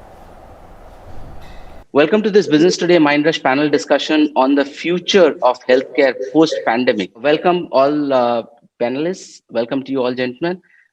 We'd like to discuss essentially how should the world and particularly India be handling pandemics or outbreaks of this nature. We'd like to understand from you how should vaccination drives be. We'd like to understand how should our preparation be. So if we could start out by maybe about a couple of minutes from each of the panelists, trying to understand what are your broad views on how should we be prepared for a future where pandemics may necessarily be a part of our lives rather than exceptions. So should we start with Dr. Srinath Reddy? Thank you. We do recognize that pandemics are likely to be a recurring threat. Indeed, we have had zoonotic infections springing up over the last 60 years with great frequency and accounting for more than 2/3 of all new infectious disease outbreaks. So our preparation for the new pandemics, and we hope we should be able to avert it, but nevertheless, we should be fully prepared for it. The preparation must start with ecological balance, which prevents deforestation and extensive animal breeding, which provides a conveyor belt for forest-dwelling viruses and vectors to enter the veterinary habitat and the human population. Secondly, we need very effective community-based surveillance systems in the human population. But before that, the One Health surveillance or the eco-surveillance, which connects surveillance of wildlife to veterinary life and human life, that's going to be very important, and that's been a neglected area in the past of infectious disease surveillance. Within the human communities themselves, we need very strong community-based surveillance, particularly from primary health care, so that we can get very early alerts for immediate response. Then, of course, we need to strengthen our health system at every level, primary, secondary, and tertiary care, to anticipate what the healthcare system needs are going to be, right from diagnosis to effective treatment and isolation. And there we must ensure that we have adequate health force and adequate investments and appropriate use of technology. I think each of these elements must be strengthened along with multi-sectoral coordination between various elements of the government as well as other sectors, including the private sector. And even in the health sector, bringing about fairly responsible public-private partnerships would be an important element. Dr. Ella? Thank you, Raju. I think, there are 40,000 unknown viruses globally. We don't even know. And 10,000, out of that 10,000, 25% of that 40,000 are zoonotic. Zoonotic means from animal to animal and to human, or animal to human, whatever it is. Today, what is happening is, with the economy growing, deforestation happening, urbanization is happening. We are now going closer to the animal. Animals are not coming closer to us. We are going closer to the animals because of deforestation. So what is happening in that process, we are now cohabitant with animals. And in the process, the viruses are crossing each other. And viruses are very intelligent one. Although they are a non-living organism, it's absolutely doesn't live on its own. It needs somebody to live. So it finds a niche of mutation that is required to attack human beings. And it is going to increase. What we have seen, only 30 or 40 viruses are known now in the pandemic right now. There are another 9,800 is expected. And it is going to increase. The reason it's going to increase, the global travel is also increasing. A disease which is just there in Thailand will spread to US or Canada in just a question of 12, 14 hours of flight. So I think earlier movement was not that much global travel. It was restricted to the place where it was. So it's going to happen. And the developing world, particularly like India, China, Thailand, Vietnam, Cambodia, are the places, and Africa, are the places of the all neglected diseases. All neglected disease turns out to the pandemic.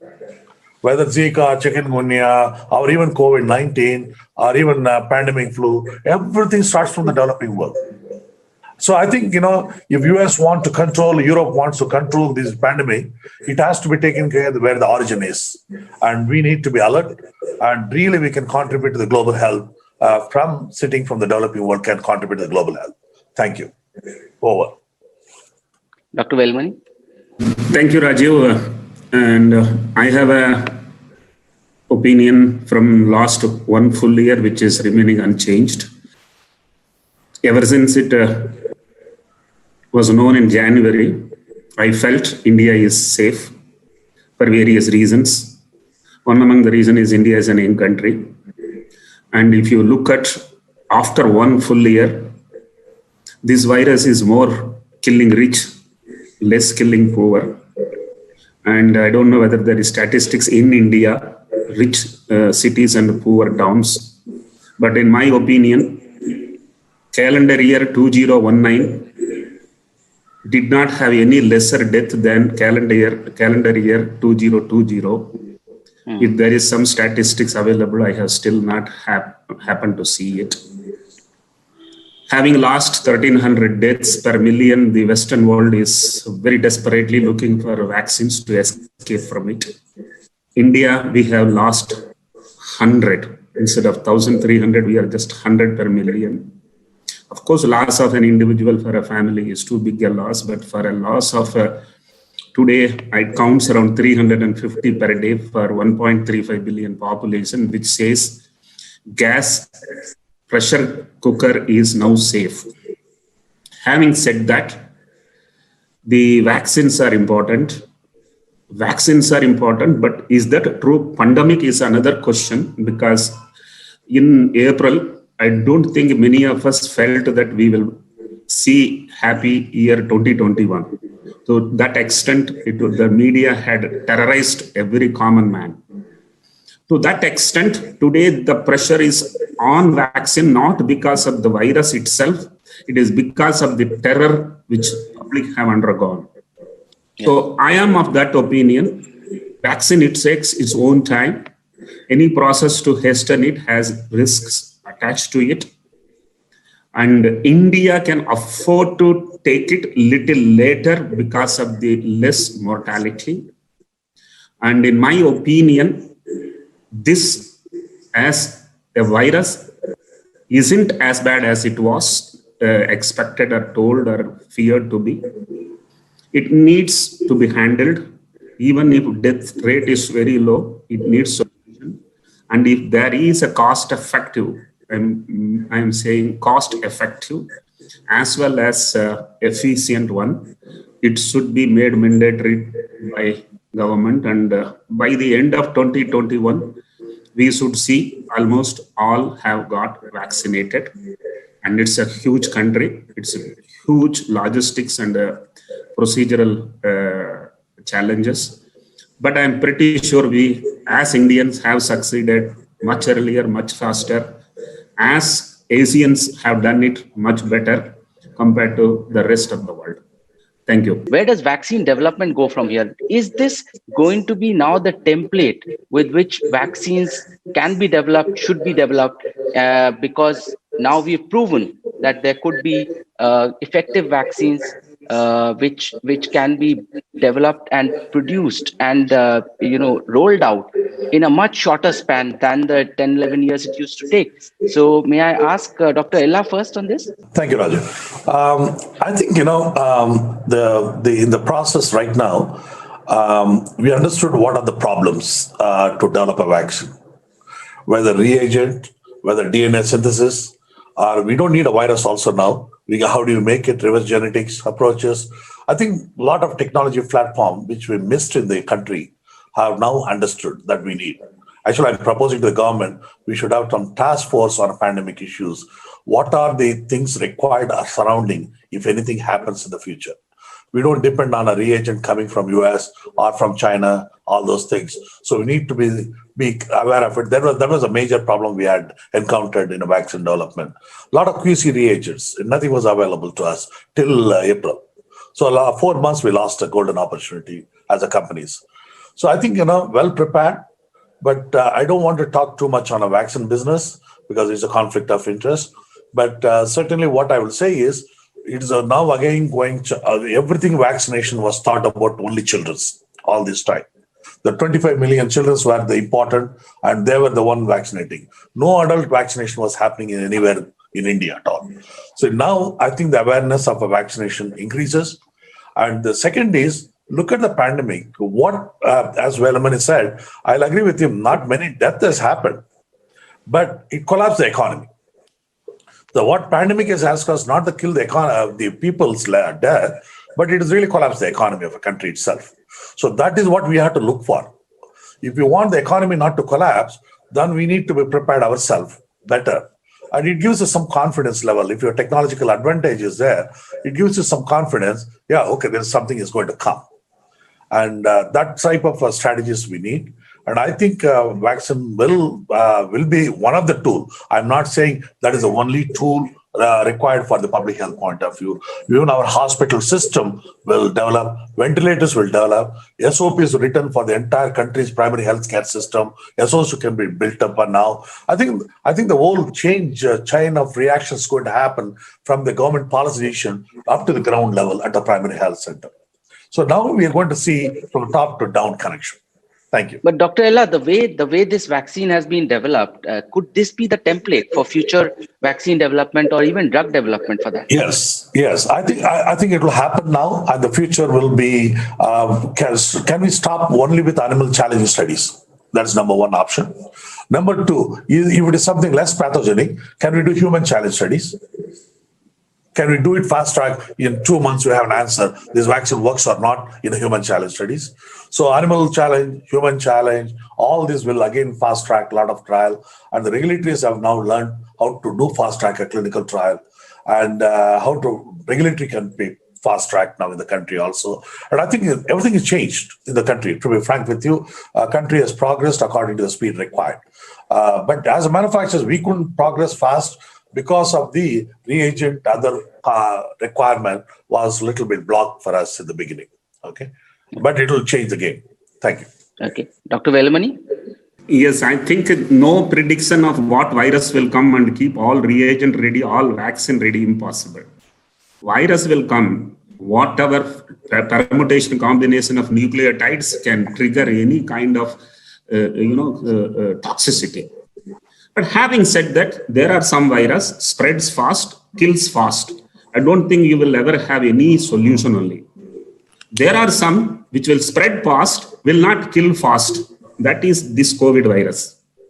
And there are some which will spread slow and will kill very little. For that, you can take 10 years to develop a vaccine. So this virus, ever since it has come, I'm seeing a wonderful power of human being. The first kit which I purchased for a PCR test was 1,400 rupees. Mind you, there were only 2 or 3 vendors. Yeah. But today, in January, exactly after 10 months, it has come to 140 rupees. And mind you, there are not less than 500 manufacturers. 1 year for one virus, this many people. That's a very powerful creation. This drill, power drill, what you call as, fire drill. This fire drill is very powerful. And I'm pretty sure even the vaccine manufacturers, it is not that simple to make vaccine so early was told in the beginning of this year, last year. But I am pretty sure they also know the template, how to incise that virus, how to pick up those vital proteins, vital components and raise some kind of vaccine which is safe enough and fast enough. So I think we are today better than what we were before this fire drill, both diagnostics as well as treatment. I don't think one more virus will scare us as much as this one has scared us. But having said that, this virus was good. It only gave more education, killed very little. This is my perception. Okay. Dr. Reddy?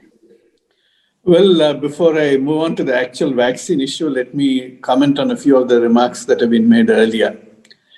Non-specific immunity is very important, and the number of exposures to respiratory viruses and other viruses since our childhood would have certainly increased the non-specific immunity, not only in India, but in South Asia, in Africa. And in all of these places, you are seeing low mortality, apart from the younger age and the higher rural population where the spread of the virus is slower. These are the common characteristics of countries with low mortality. But it's also true that public health measures like physical distancing and masks helped in reducing the transmission. And there is a clear-cut logic of evolutionary biology, especially for respiratory viruses, that if the virus finds it difficult to spread, it then becomes less virulent and tries to increase its infectious nature, because the virus will not want to die out as a species. So evolutionary biology will drive it to enhance its infectivity, but not to exhaust its host. And by creating a bumpy road for the virus to travel, by masks and physical distancing, etc., we are actually doing that. We are making the virus, even the new mutants that have been reported from UK and South Africa, they are more infectious, not more virulent. And possibly over time, they'll be proven to be less virulent. So these public health measures are important. Now, as far as the vaccines are concerned, the amount of attention and resources, monetary as well as scientific, that were devoted to the development of vaccines in this particular case was because the rich, affluent Western countries got the maximum damage. If it was happening in Africa or in some corner of South Asia, they wouldn't have put in so much of resources. So to that extent, it is good that science responded with adequate support, both in terms of finance as well as in terms of governmental regulations being relaxed. But I think it is absolutely important that the gains that science has provided us in providing multiple platforms of vaccine development, multiple avenues of drug development, of trying to ensure scale of production, all of these are going to be important gains for the future. And that is something that we must continue to preserve. How do you see the current controversy that prevails on the issue of vaccination, especially the efficacy of the vaccine? And there is, Dr. Ella's company is one of the companies that has developed a homegrown vaccine. And then there is, of course, the serum one. Pfizer hasn't yet got an opportunity to present its case. But on the issue of efficacy, how do you see this playing out? Well, I do not wish to get into the controversy. In fact, I may write a piece about it, but at the moment I've desisted because I'd like to understand the issues very well. Clearly, efficacy is judged on multiple ways. One, of course, is the whole area of studying immunogenicity in animal models as well as in human beings, and then proceeding to a clinical trial of looking at the amount of severe COVID infection, severe COVID disease being prevented in people who are immunized. It's true that infection with the virus itself may not be prevented, but clinical disease can be prevented in people who are adequately immunized because the body then learns to fight back. But even infection could possibly be prevented by what are called mucosal vaccines, which are actually providing sterilizing vaccines, which even prevent, when inhaled, the virus from settling down into the respiratory tract. But those are still under early development and evaluation. But it is true that we do require a completed clinical trial for assessment of efficacy, whereas safety has already been seen at various stages. However, if there is reasonable proof from some of the earlier stages that there is adequate proof of efficacy in terms of the stage 1 and 2 trials, demonstrating a good antibody response and other immunological response, and then we can possibly look at some of these vaccines as promising. But I would like to see the phase 3 clinical trial completed and the results fully presented before we certify that efficacy has been amply proven. Dr. Ella? I don't want to get into controversy, as Srinath said. What I would say is, having 25 years experience in the vaccine field, there are two ways to look at it. There are some viruses which the immune response is not right one to compare. For example, rotavirus vaccine. You look at the immune response to rotavirus is very bad. It doesn't produce much immune response at all in our body. So we depend on an efficacy trial, whether it works in a field situation, in a diarrhea. That's one option. There are other viruses like Japanese encephalitis, hepatitis B, and rabies. All these are viruses where we look at immunogenicity as an end marker. It's not that I'm denying the phase 3 efficacy is not required. Please underline that it is required. I'm not saying that. But you have to come out some conclusion, somewhere quick response. If you want, do you look at the immune responses to RBD, antibodies to RBD, antibodies to S protein? You look at it as an end marker. So look at it, can we make some judgment out of it? Yes, we can make some viruses, we can make a judgment. Efficacy, I'm not denying that. We are going through efficacy and we'll be completing that. I mean, I think today will be the last day. We'll be completing 26,000 people. Probably today will be the last day for us, completing our entire enrollment of 26,000. There are some people questioning us, oh, how come, you were 13,000 when 2 weeks back, now you're 26,000. Media raises some suspicion on this sort of thing. I think, we are given the clinical trial to IQVIA, which is a multinational, American multinational company. The reason we gave, because people doesn't trust Indian companies. So we had to give it to the American company to vet our data. That's the sad part of this country, okay? So we give it to them, and I think we will be producing any data which is our global standard. Nothing like Indian company, will be a global type of data will be there. Thank you. ThyroCare, the trust, the truth.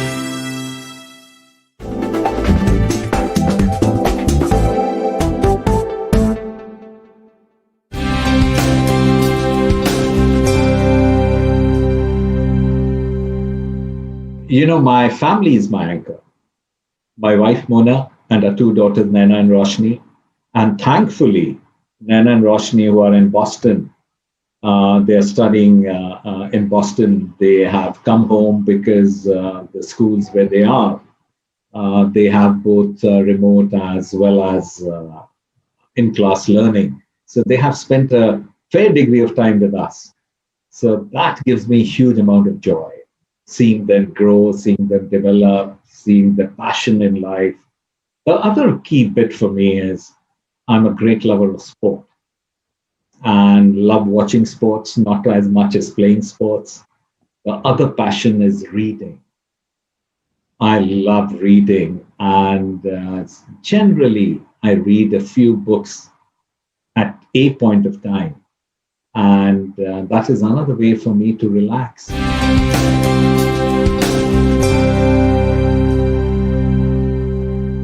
When we had the hard lockdown and even the jogging track in our building was shut down, Mona and I started walking down and up the stairs.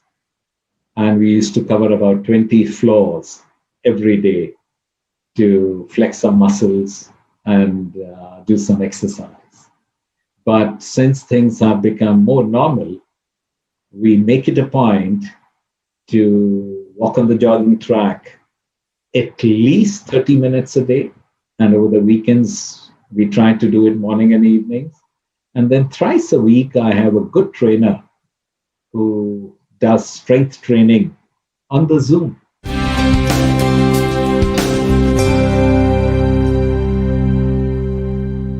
It keeps changing. I'm still a mountain man. Between going to a beach or going to the hills, given a choice, I would go up the hills. But the struggle is, my family, they would more prefer going to the beaches. So invariably, I have to accept their choice.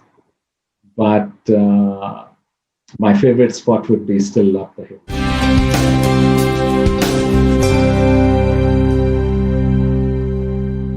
Most indulgent purchase. My Armani jacket.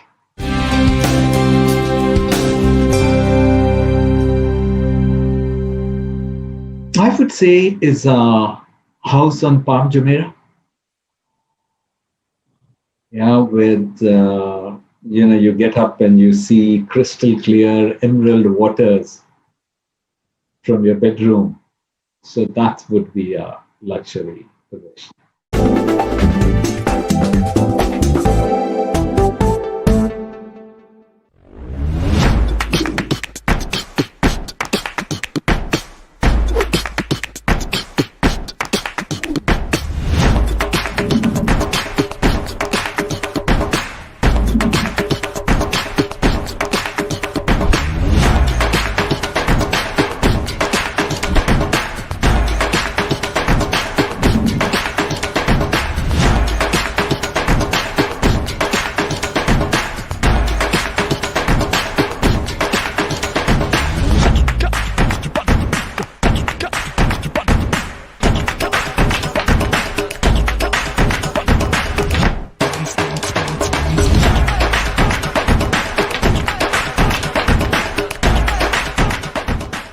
SRM Institute of Science and Technology, Engineering, Medical and Health Sciences, Management, Dental, Science and Humanities, Law, Agriculture Sciences, Hotel Management. Admissions open.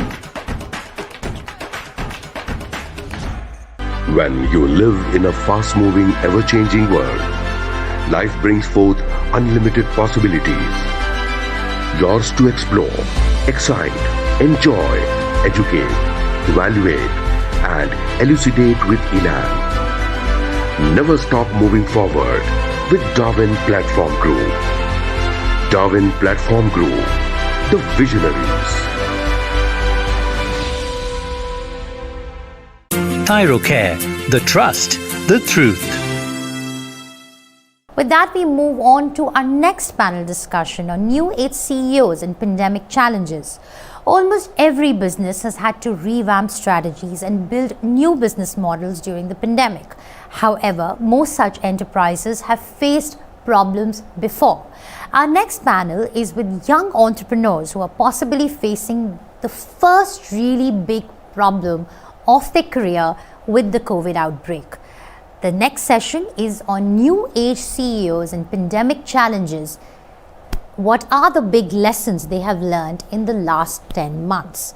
Joining us for this panel is Mr. Nikhil Kamath, founder and CIO of Zerodha, Mr. Sagar Daryani, co-founder of Wow Momo Foods, and Vikram Chopra, co-founder and CEO Cars24, to discuss how they tried to turn around their businesses when at one point their revenues were almost zero. Welcome to this Business Today Mindrush panel discussion on new age CEOs and pandemic challenges. So it would be good to start off by hearing from you for maybe a couple of minutes each to try and understand what is it that were the biggest challenges that you faced, one within your organization, and then in any of the invested companies that you have invested in. So Nikhil, you would like to start? Hi, Rajeev. So when the pandemic started, we're in the stockbroking fintech space. The biggest worry at the beginning is how the markets will react. Markets became fairly erratic, chaotic at the very beginning, and we saw a steep correction. The focus shifted upon how much further the correction might go and how much wealth destruction it might cause in our retail investor base. This was soon transitioned by figuring out how to get people to work from home and how will we work as a broker if they can't come into the office. So we attempted to stimulate it about 2 weeks before the lockdown. So we had our staff working from home, and we had internet and the basic infra one might require set up for everybody. What we have realized surprisingly today is post the whole lockdown thing, and now we're in January, and in many ways, people on the streets are acting like like the pandemic is behind us. We figured that working from home and people going back to their native towns is actually a very efficient mechanism for a broker. We do three different tasks which take up a majority of the workforce.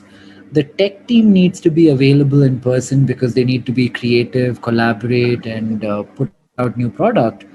But for everybody in sales, account opening, technical support, wherein the job is very repetitive, we figured that they're doing a better job at home, they have more times with their family, and we're at that point today wherein I don't think we will ever have them come back to the office. We'll have an office which will allow for 25% of the workforce to come in when they like. But outside of that, I think this new normal has actually shown us something we might not have attempted on our own. For us, I think the coronavirus lockdown when happened, fortunately or unfortunately, we have had like several mock drills. In 2016, we had demonetization, which hurt auto industry badly, specifically used cars. Then we had the whole GST migration, which hurt our business again, because initially there was significantly high GST on used cars. Then we had this whole NBFC crisis that put the whole new car industry into a tailspin. And then the whole BS6 migration, which increased the prices of the car with mandatory insurance. So I think we have had several crisis situations. So I think at some level it helped us prepare for another crisis. But of course, this was at another level because specifically for our business, it literally just went down to zero, right? Because with lockdown, you cannot transact cars anymore. And we are a very execution intensive business. So while we are a tech driven company, pretty much like any e-commerce player, but on the back end, you have a lot of humans which help do these car transactions end to end. And now we have like a workforce of 3,000 plus with zero revenues and with no sight. When will this get over, right? And then we looked at some past data and we worried if there is a recession, then this may take maybe 2 years or more for cars as a business to recover. So that was a very tough one for us. The logic said we should let go of people. The heart said that you cannot leave hands of people as soon a problem arises, because then what do you really stand for? In this battle, this time we followed heart over head and we did not ask anybody to leave, with no clarity on how long will this go and how long we will continue to bleed. And we did bleed quite a lot of money. But fortunately, as soon as the lockdown ended, our numbers started coming up. And now we are at 50% higher revenues in December. We began Wow Momo in 2008. It's been 11 and a half years, bootstrap, plowed back profits. And suddenly comes April 2020, the first month where we see losses in our books. A loss of 6 crores, business comes down to 1/10 of what it was. So, we were averaging around 20 crores a month. And in the month of April, we were less than 2 crores. Out of our 343 stores, I think only 50 plus were operational, and that too for delivery. So it was tough. It was a new world. It was definitely a new now, and 3,000 employees, right? So the first thing comes in that, we have a huge staff strength, because we're a people's business. It's by the people, for the people. So 3,000 people, how do you pay them salaries? What do you do? But, like Vikram said, it has to be heart over head. Today as an organization, what you do today is what you stand for times to come. So we were very clear. I think as a leader, it's very important to be transparent with your entire team. So, we were very transparent with them right in the beginning. We assured them that there will be no job cuts for the next 4 to 6 months. We paid them the entire salary for March and April. And we were very clear with them that, we will have to take pay cuts from June onwards, from May, June onwards. And we did that. The entire workforce was down to 70% from 100% pay cut. And what the pandemic did, to be very honest, it was very scary. Imagine your revenues are down to 1/10 of what it was. You have so many costs to bear. You have fixed rentals to bear.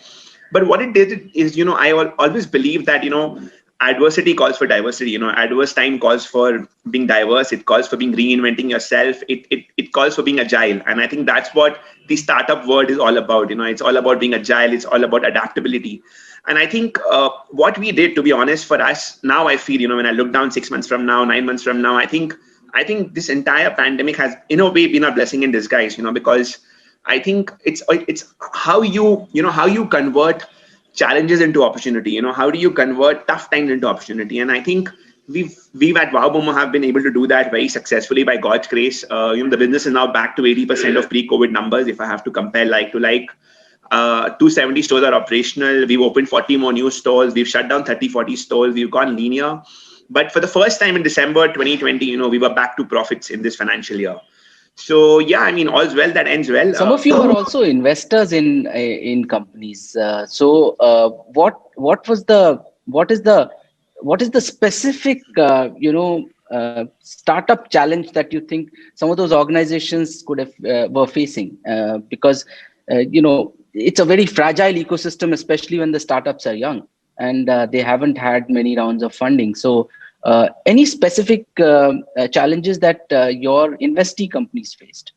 So yeah, I'll take this up to begin with, if it's okay. Yeah. So basically, there's this company called Rare Planet where I'm invested, and they are more into travel, travel gifting in a way. So, they have their outlets inside WH Smith. They have shop and shop formats inside a Relay, etc. And they are into sculptures and they are into, handicrafts, etc., etc. Now, for them, it was a very big network of shop and shop formats across airports, across railway stations. And suddenly, with the pandemic, travel stopped. And they were doing really well. They were invested and they had an online presence, but it was not very strong. I think what it has done, it has made many businesses, take up technology more seriously. Not just look at e-commerce as an omni-channel, but in many cases, look at it as the primary channel.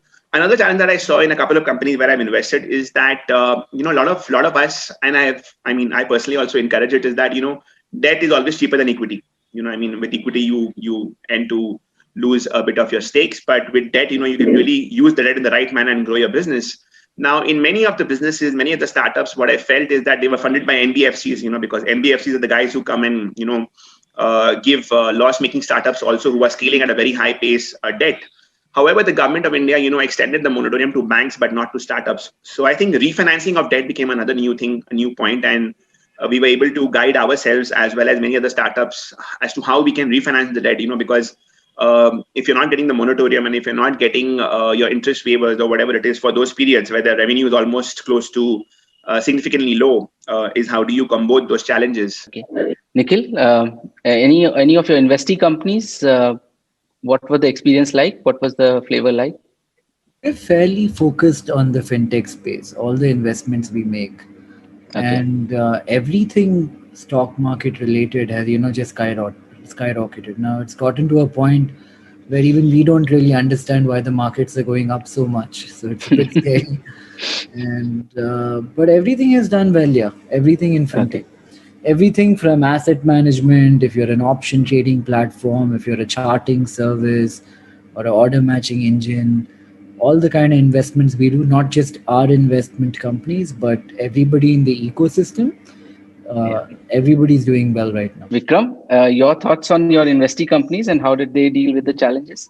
No, I have all eggs in one basket, which is Cash24. Okay. So I think for us, I think given we are fairly operational intensive, our focus was extensively on automation, on improving our processes to further improve our customer experience whenever we are back. Well, what was your experience of customer acceleration, acceptance, and this thing as far as technology is concerned? So before lockdown in February, and in July over February, our traffic went up by almost 5 times. This is when we were not doing any marketing. Otherwise we are very heavy on television, but obviously with the lockdown, we stopped all sorts of marketing and did not restart it until November. But in July itself, our traffic went up by almost 5 times over what it used to be before in February, and it has sustained. So this is all organic traffic, consumers coming by themselves. So clearly there has been a dramatic shift in consumers' own choices where they want to start their experience of buying, selling. They preferably want to do it online first, as opposed to doing it in the unorganized market. So we have clearly benefited from that, and which is why I think our transactions are also up 50% over what they used to be before the lockdown, and without any incremental marketing investments. If anything, it has been much lower than what it used to be. Nikhil, you've also seen similar spike? Yeah, I think we've seen about 100% the last 6 months. Maybe we've added about 1 million plus clients. A lot of them have luckily made money this time. So like Sagar, retail historically has not made a lot of money in the equity markets. But this is the first cycle where I see it to be different. People have come in at 9,000, 10,000 Nifty and they've made money. So if it manages to change the narrative around equity investments being risky and stuff like that, I think the pandemic will have long-term beneficial implications for equity investing. Okay, Sagar, what was your experience like? Tech acceleration. So I'll tell you what, for us, the home delivery business was always at a 25% and it was 75% retail business, impulse buy and people, a planned approach, right? What the lockdown did, what COVID did was that, our delivery business really shot up, and till now we were only delivering through a Swiggy, Zomato. So we invested heavily on our own tech. We said we don't need to have our own app, but we integrated with WhatsApp through this channel called .pay. And, we enabled our consumers to directly order to us through .pay. And that worked significantly well for us, because it was us owning the customers and us interacting with the customers. And we tied up with third-party logistical partners like a Delivery, Dunzo, Shadowfax. So, in a way, it enabled us to create our own medium of delivering. And although Swiggy and Zomato helps you to be discoverable, but what the lockdown has done is that our high street stores are back to a 75% to even 130% in some cases. Some of the high street stores, because of the shoot up in delivery, is doing much better than before. It's the malls where we are struggling, to be honest, because for us, the malls were cash cows earlier, because malls drawing a lot of footfall. People come and do a planned approach to a mall. They catch on to a movie, they shop, they eat. It's like a destination, right? We are there in more than 100 plus malls. The malls are anything at a 40 to 60%. So we are struggling there. What has changed permanently for you in your organizations? If you can give us a sense of what is it that you have rethought and will never be the same again? I think the fact that people will not come back to the office is drastic for us, as much as 70% of our staff will continue to work from their native places or their homes in Bangalore. I think that is significantly different. Outside of that, I think the very outlook of how we look at HR is changing. The one thing we've realized is during the pandemic, a lot of the staff has put on, a significant amount of weight, for example. This might not sound like a big thing, but I think it has deep implications for a company to monitor the health of the staff of the company. So right now we are focusing on things like, having competitions for them with prizes as to who loses the most weight, who gets fitter in the fastest amount of time. Outside of this, I think people are lonely, and emotionally and mentally, everybody is a lot more stressed because the social activities one had pre-pandemic no longer exist. So we're really paying attention to the economy, to the emotional and the physical attributes of our staff, and figuring out how we can help them. Okay, Vikram, what has changed for good or for bad? What has changed completely? What has the pandemic changed totally? I think there are goods to be taken, at least for us. We have the whole process of buying and selling a car is something where people have generally believed that they need to be involved, in the sense they need to meet somebody physically. I think that has definitely taken a step change where people are now willing to buy cars online. So from us before pandemic thinking that, we need to have physical setup where a customer can come and physically see a car before they can buy, to the point where we are making it now 100% online experience, right? Pretty much like you order something from Amazon. So I think that's a very dramatic shift that we have taken? One thing that's definitely going to change is we all in the organization are going to save a lot of time with travel, because we would earlier travel a lot to do physical meetings, physical reviews, which is now happening very efficiently through Zoom. So that's been a new learning, a new adaptation. So it's going to help you in saving cost and travel time. However, we've always been a very hands-on people-facing business, because when you're in the hospitality and the food business, it's completely a people-facing business. So for us, work from home is not really something which really works in the literal sense. I think our entire staff force is back to the field, whether it's offices, whether it's the outlets and operations, except for a couple, who are maybe keeping a bit unwell, and we want them to be at home and take care.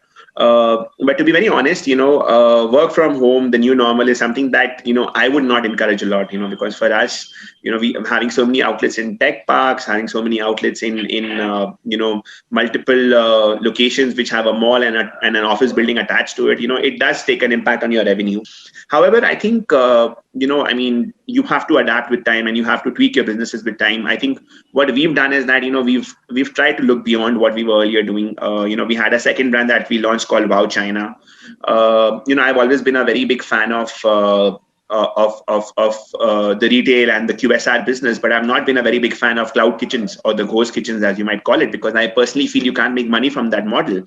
However, we're trying to create a model which is very hybrid between where you convert your retail stores into multiple brands. So we are about to launch our third brand, which will be operating from all Wow Momo stores without occupying any additional cost, with the same manpower, but having more visibility on the app.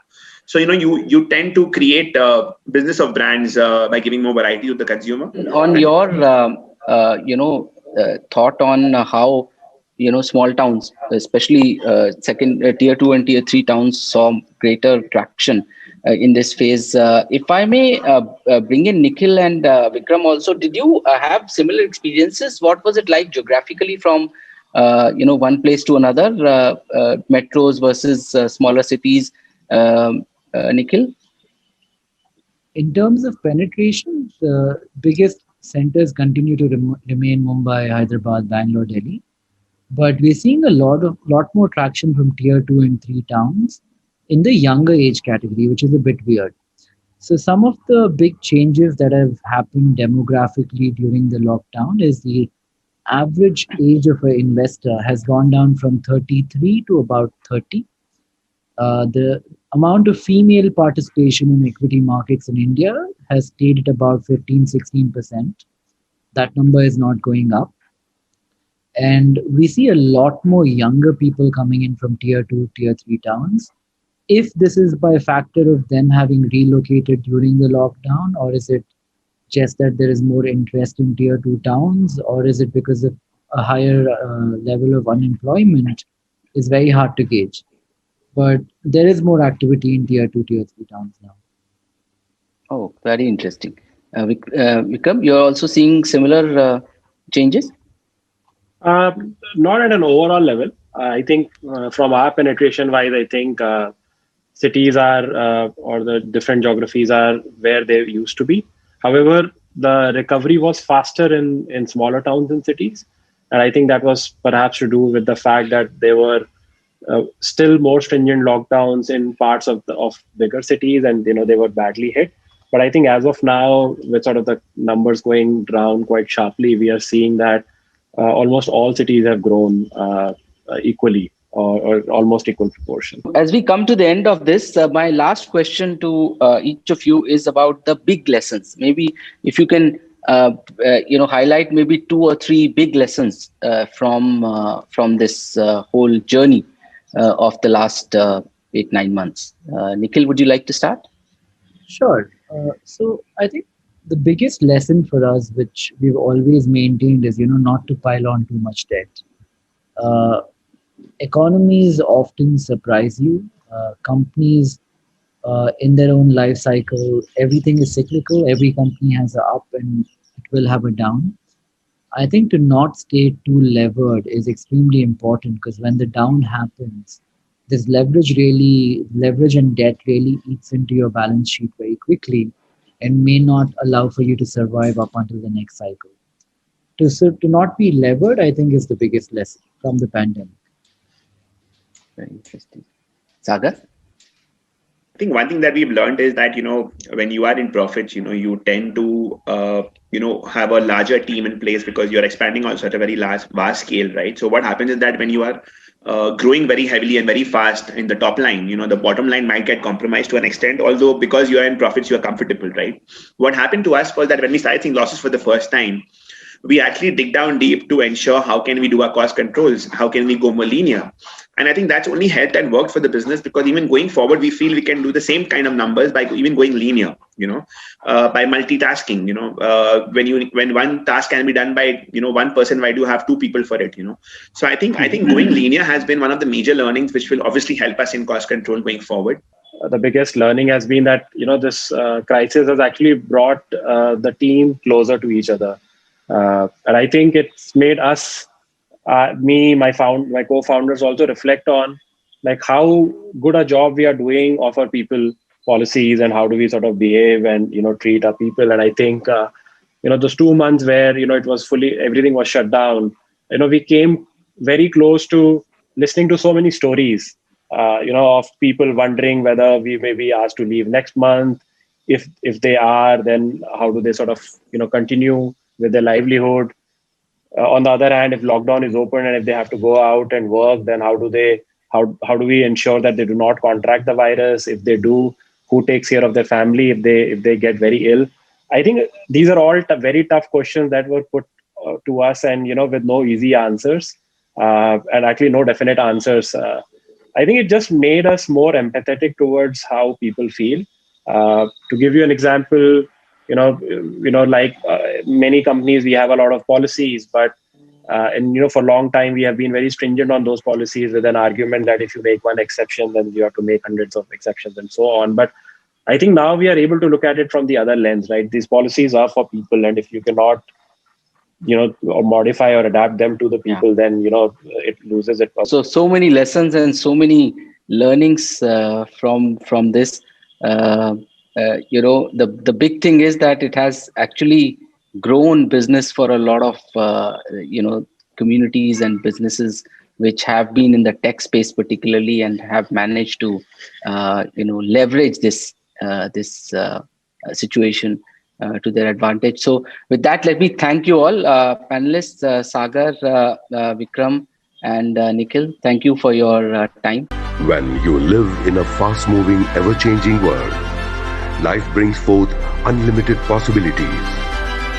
Yours to explore, excite, enjoy, educate, evaluate, and elucidate with elan. Never stop moving forward with Darwin Platform Group. Darwin Platform Group, the visionaries. We have a special message from Mr. Ajay Singh, Chairman and Managing Director of Darwin Platform Group of Companies. Let's listen in. Darwin Platform Group of Companies was established in 1996. It's one of the fastest growing business houses of India with a global presence. Darwin Platform Group of Companies is a debt-free with over rupees 41,000 crore net worth and 24 business companies which operates in 11 countries. The group operates in sectors like healthcare, defense, finance, banking, agriculture, mining, logistics, airlines, avionics, shipping, realty, infrastructure, information technology and education. In the pursuit of nation building, we accord top priority to innovative business models, sustainable, green and eco-friendly business ventures.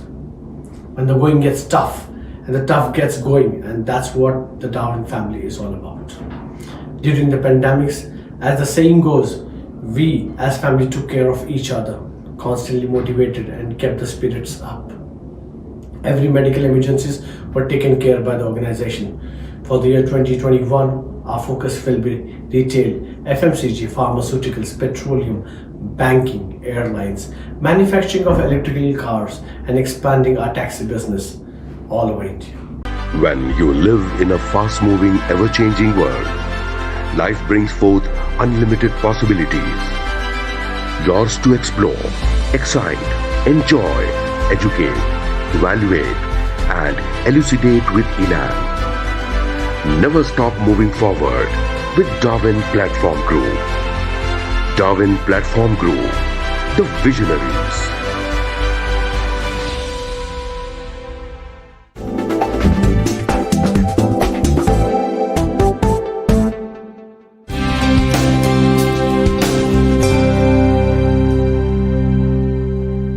I listen to music or do a walk. Actually, taking a walk is the best thing to unwind. Taking a slow walk.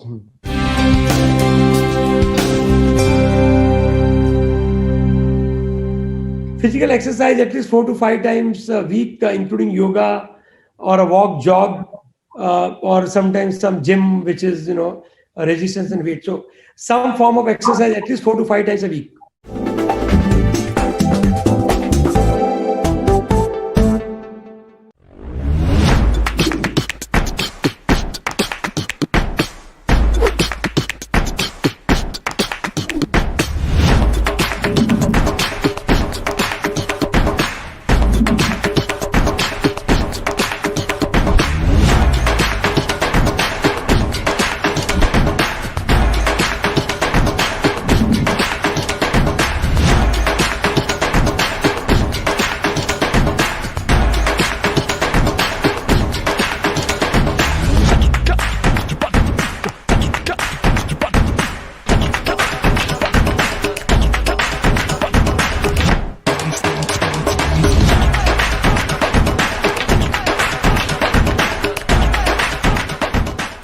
SRM Institute of Science and Technology, Engineering, Medical and Health Sciences, Management, Dental, Science and Humanities, Law, Agriculture Sciences, Hotel Management. Admissions open.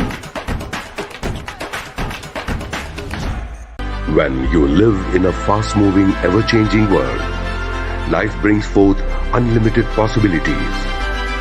Yours to explore, excite, enjoy, educate, evaluate, and elucidate with elan. Never stop moving forward with Darwin Platform Group. Darwin Platform Group, the visionaries. ThyroCare, the trust, the truth.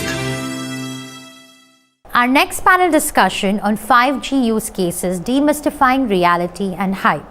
While we've gone through a crisis, it was high-speed internet connectivity that made life simpler.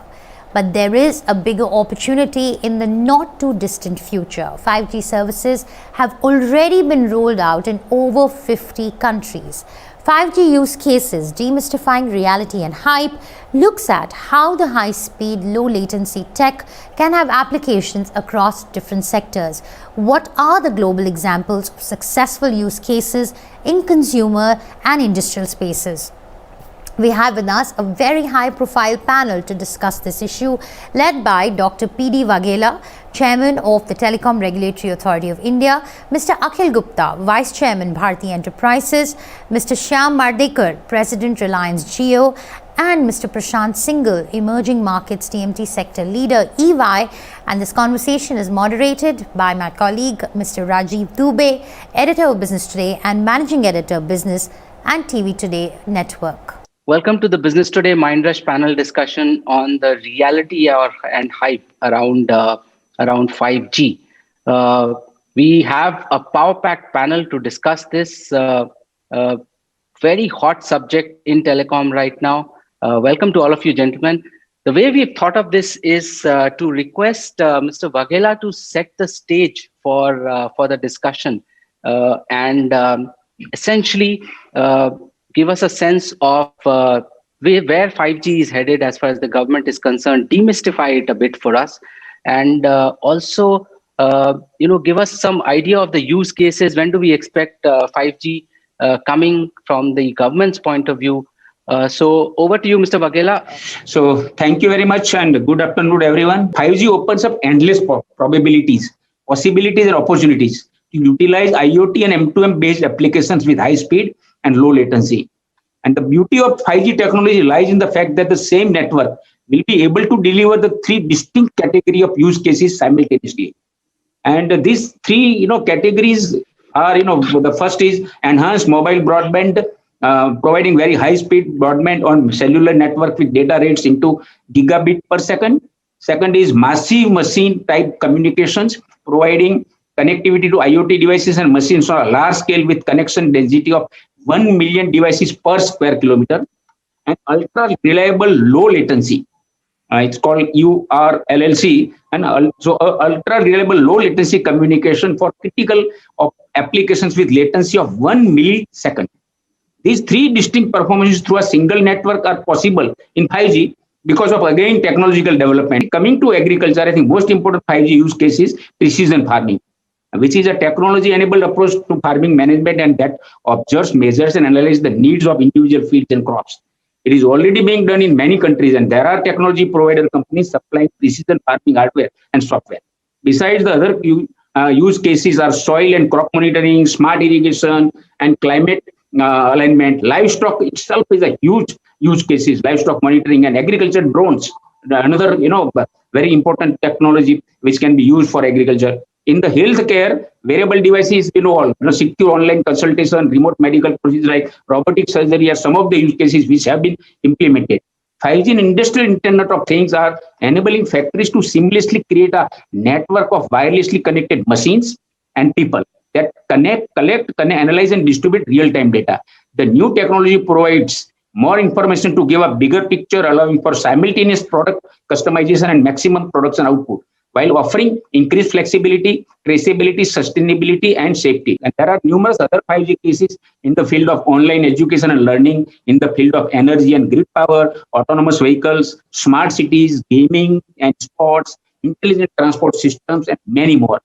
I will not say, but I would conclude, as far as use cases is concerned, I would conclude with a request to the industry and policy makers or specific sectors that the need is to engage with solution providers, startup companies, and the sector users to deliberate upon the customized use cases specific to India and develop and implement the same on large scale.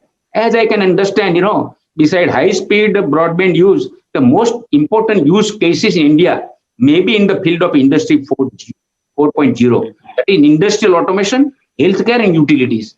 Because this is very important. It is immediate results are found, the cost goes down, the wastage goes down, and the overall profitability of this sector will improve. So the government is now set for setting the stage. Government is planning to roll out the 5G network. But are the telecom operators prepared for it? So let's have the views from Mr. Gupta and Mr. Madekar, followed by Prashant. Mr. Gupta? I think 5G will necessarily need lot of optic fiber deployment. And when I say optic fiber deployment, I'm not talking of NLD, that's in plenty, but connecting the telecom towers to the optic fiber network, I think that is going to become a very serious impediment if that is not tackled very quickly. The second piece will be within the cities, fiberization, because the densification of the network required will be so large that there will be no space on those small cells for putting microwaves. Therefore, the only option will be to connect them on fiber. Now, the third area, which obviously is the biggest problem in implementation of 5G in India, is the cost factor. Now, we mentioned about Open RAN. I think the network cost will definitely come under control, and to some extent, I would say being a second mover is a little bit of an advantage because many of those earlier problems have already been settled. So network cost is not a very serious problem because part of it will be just a replacement of what you would have otherwise spent on 4G. So that's not the worry. My biggest worry and my biggest question to you, Mr. Vaghela, is our national digital communication policy very clearly in bold letters in the opening paragraph mentions that the government of India's aim is not revenue maximization from telecom, but the main aim is deep penetration of broadband in India. And that is, I think, a bedrock of the policy. And my question to you, sir, is why is the spectrum pricing on the reserve price being kept so high? Keep it to the minimum. After all, you are going to auction it. If there's more demand, obviously the prices will go up, so nobody is worried. But why keep the reserve price so high? Because that is the biggest impediment, sir. I'm sure you are aware of it. The biggest impediment for the operators will be the spectrum cost. And that is something, sir, we all would need to work together. Now, if you just look at the fundamental differences between the technologies in the mobile arena so far versus 5G, I think 2-3 things come to fore from the start.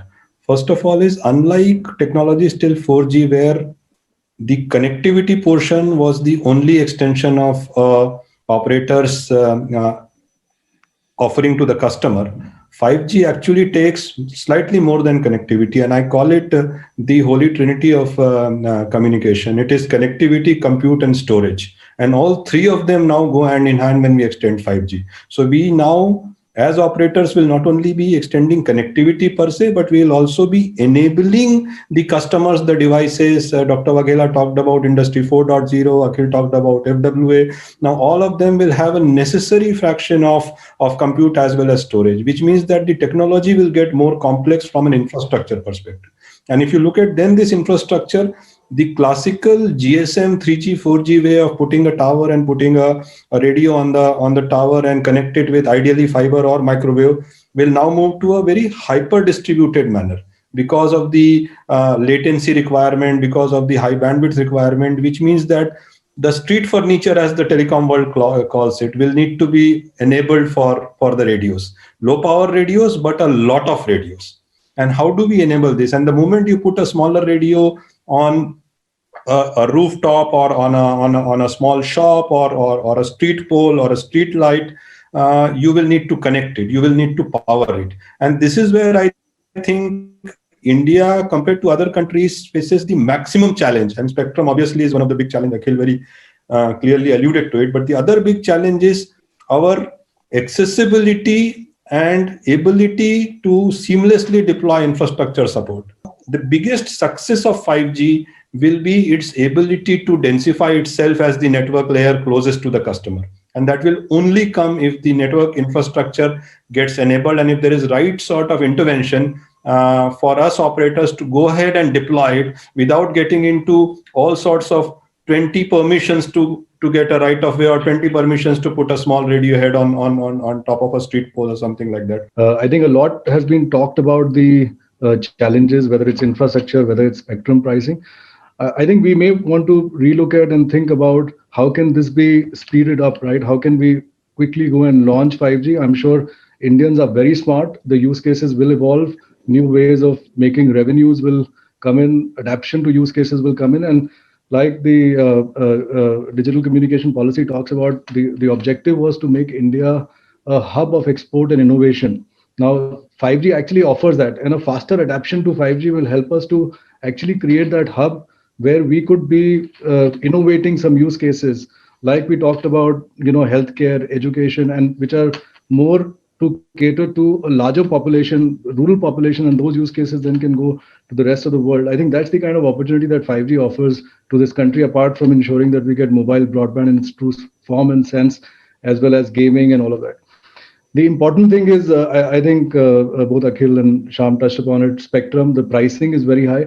I mean, one of the questions really is that why can't we go back to the old regime of administrative spectrum on 5G? I mean, Japan has done it, China has done it, right? So why can't we do that? Why can't we look at going back if the objective of the government is that 5G should get started very quickly? What is the point of having a reserve price and then going in for auctions?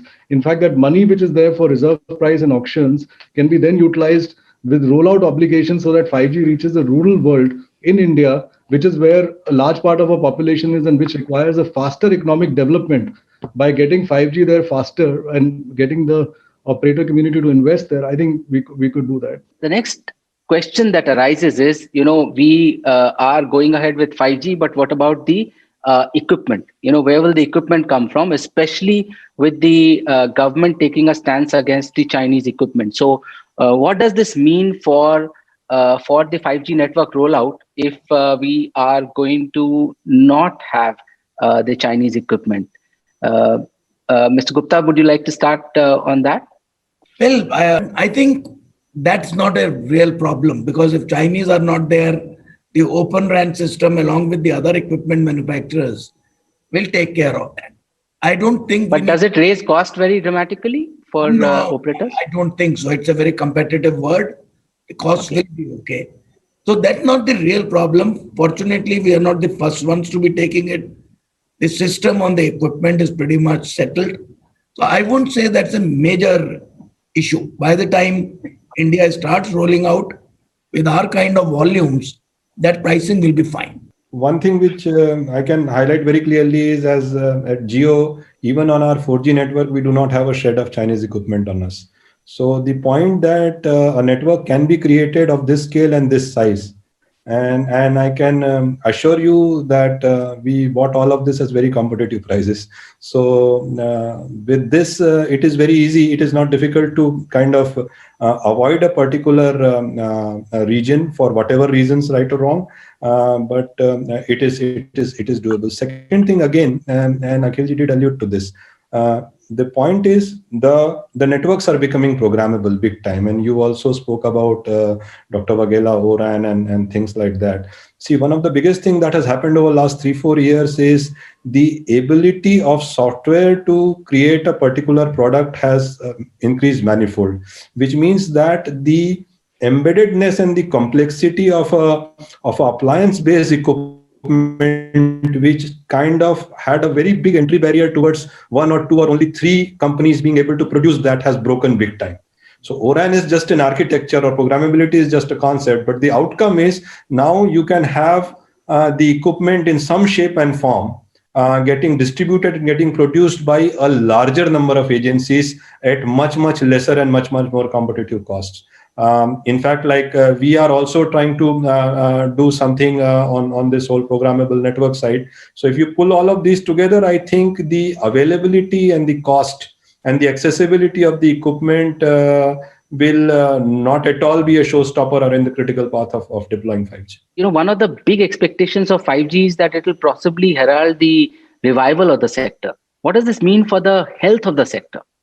See, I think it is definitely going to reach out in a bigger way and beyond from the classical way telecom operators are operating.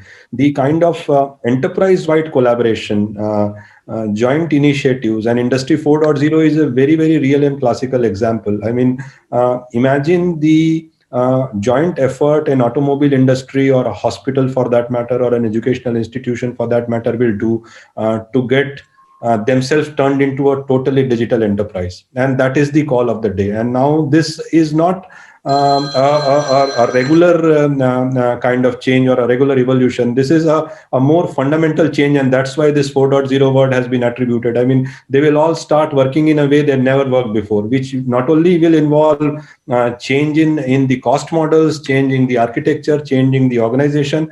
And this participation will not only be very fulfilling from a telco's perspective, not only from a revenue and the accessibility of new business perspective, but also their ability to contribute into a bigger gamut of the economical ecosystem cross industry. Mr. Gupta? Well, I have a slightly different view on this. My feeling is while 5G is necessary, it will usher in many more services. I don't think there's any need to glorify it to an extent as to say that this is the savior of the telecom sector. I mean, this is an evolution of telecom networks. We have gone from 2G to 3G to 3.5G to 3.75 GPRS, then Edge, then to 4G. Not that they saved the sector completely and made it the most robust sector. In fact, unfortunately, with every evolution, this sector got into a weaker financial position. Therefore, to imagine that 5G will come and all the financial woes of the sector can go away will be a complete folly in terms of thinking. It's not going to solve financial problems, but yeah, this is a natural evolution. We have to go there, and therefore we have to ensure that the basic problem of financial stability of the sector in terms of, and one reason only, and that is the tariffs. I think we need to address that. Prashant? Yeah, so I mean, I tend to agree with what Akhil is saying, that 5G will not solve the problem for the sector. But what 5G would do, and picking up on what Shan said, right? I mean, what 4G has done, if you just look at it, 4G has not solved the problem for the sector, but 4G has helped contributing more to the economy and the development of the economy, financial economy of the country, right? Where we talked about all the unicorns which have come in the last 1 or 2 years Had we not had 4G, the unicorns wouldn't have been there, right? So the sector's health has worsened by every G that we have moved to 3G, 4G, and with 5G, hopefully the sector health could improve. But if we could look at mechanisms of which the sector gets a payback for the economic contribution which is being done with every technology evolution, I think then it can help solve the sector's problem, which means that if the levies which are there on the sector, and we talked about spectrum, but with the AGR or GST, those levies which are there on the sector, if they get rationalized with every evolution, and obviously it also opens an opportunity for the telecom companies to adapt and offer a larger ecosystem of services, but that's their choice. But as a telecom sector, I think the rationalization of some of the levies because of the larger contribution, that will really contribute. One segment of the sector for which this could be really beneficial is the equipment providers, provided they are able to stand up to the quality required, the new technologies required, which is the equipment. So does it have the potential? Does it have possibilities of unleashing a completely new revolution in the equipment, new IP creation, new R&D, new creation of Make in India products? Is that a possibility as it is being expected?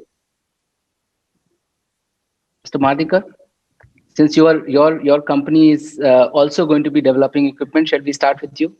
Yeah, sure. See, I think one socio-political change that has happened over the last 2 years is this whole China story, and which means that the epicenter of manufacturing now needs to find a new locus standi. And obviously, I mean, India can claim to be one of the best suited geographies, both from a location perspective, manpower perspective, cost of perspective, and all of that. And if that epicenter changes, I think it would do us really, really good to grab this ball, which is right now up in the air in absence of people trying to take and fetch things from China. So this is definitely a very, very clear tailwind which we have. Shant, what does this mean for indigenous technologies and indigenous equipment? Clearly, this gives us a big and a huge opportunity. Whether it's looking at software developing use cases which could then be institutionalized and globalized. I think we did talk about the PLI or the manufacturing in India, and that's not only for the domestic consumption but also for exports. The handsets, as we all know, the PLI scheme has already come in, or the devices, and that's seen a huge amount of an uptake. And 5G could only put more fire in the fuel, right? It could, or fuel in the fire, and it just could spring this up.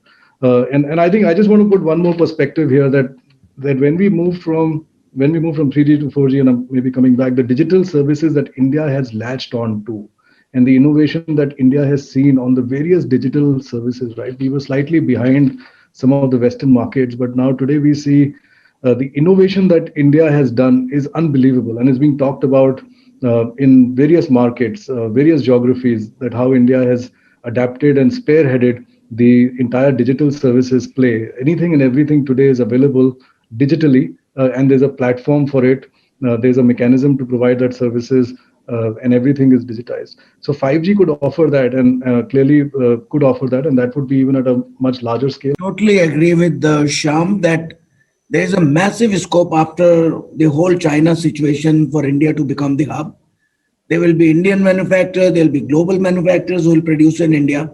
But more important is there should be production in India. There will be market all over the world, but it will be wonderful that there is also Indian market added to that so that there are more volumes. I think the key still remains, we have to make sure that the Indian operators are given as the platform where they can start 5G very quickly without being able to dent their financial. Okay, so Dr. Vaghela, your closing point. Now, yes, we have recommended, and if you see our recommendation, we are very clear that we cannot give inadequate spectrum to the telecom sector. That will be detrimental to the sector, and it makes them dependable on the government. They will be begging to the government to give more spectrum. It's not good. Secondly, it doesn't help them in taking investment decisions also.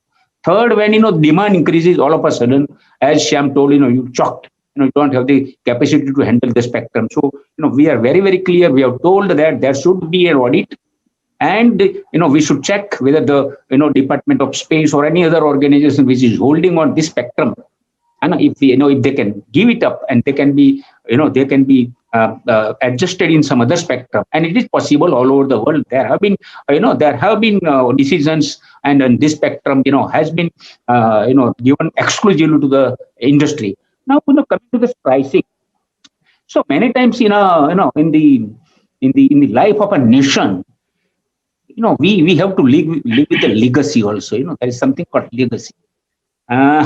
Pricing, naturally, in the beginning, it was being allotted on administrative basis. We know what happened in 2G.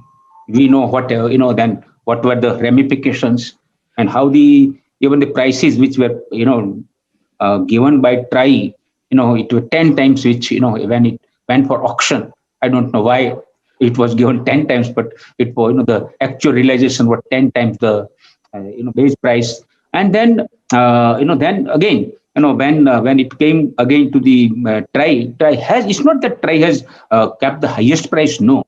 In, spectrum, they have taken the base price of other spectrum, and then they have tried to arrive at a spectrum pricing. We have been told that it's very high.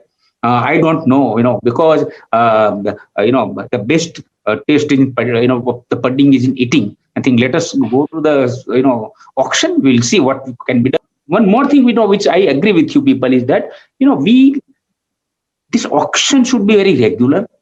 You should have at least 10 years, 20 years, a kind of a perspective plan.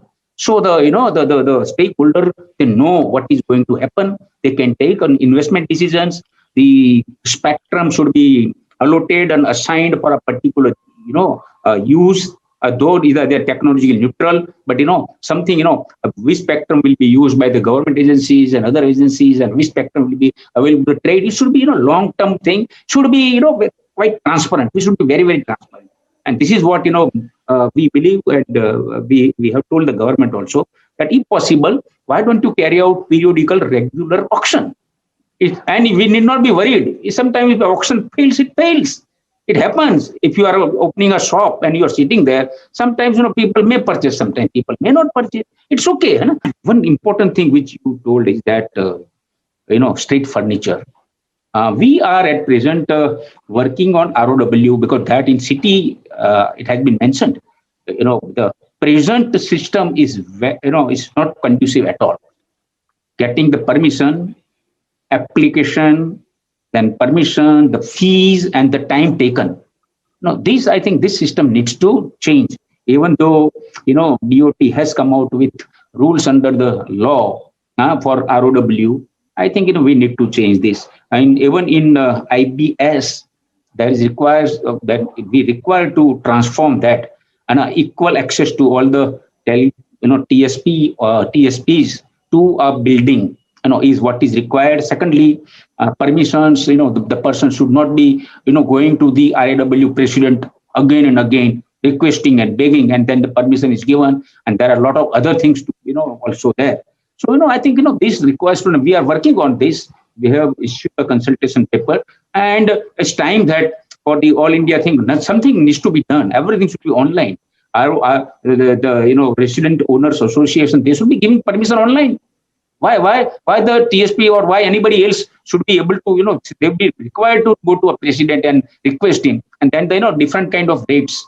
Then again, building codes, that also we required. So, building code, if new town planning schemes, the estate developer coming with new project, or even, a person going for high-rise building, I think, we need to have some sort of basic building codes. If you have building codes for earthquake, and for the structure, and for the design in form of architecture, structural engineer, and engineers, why don't we have telecommunication engineer who will actually advise them to put up ducts and other facilities in the to the towns and cities, that they need to have common facilities, common duct facilities, and the the developer, there are many developers who are going for personal facilities, but it should be a law or it should be a rules. So I think we will be consulting you people. That is, but much more than that, I think, street furniture we need to immediately address, because one thing which I learned from you people in the last 3 months is that in 5G, street furniture is going to be very, very important. And the three aspects in street furniture. One is, permission itself, and permission taking from the local authorities. Second is, from the citizens.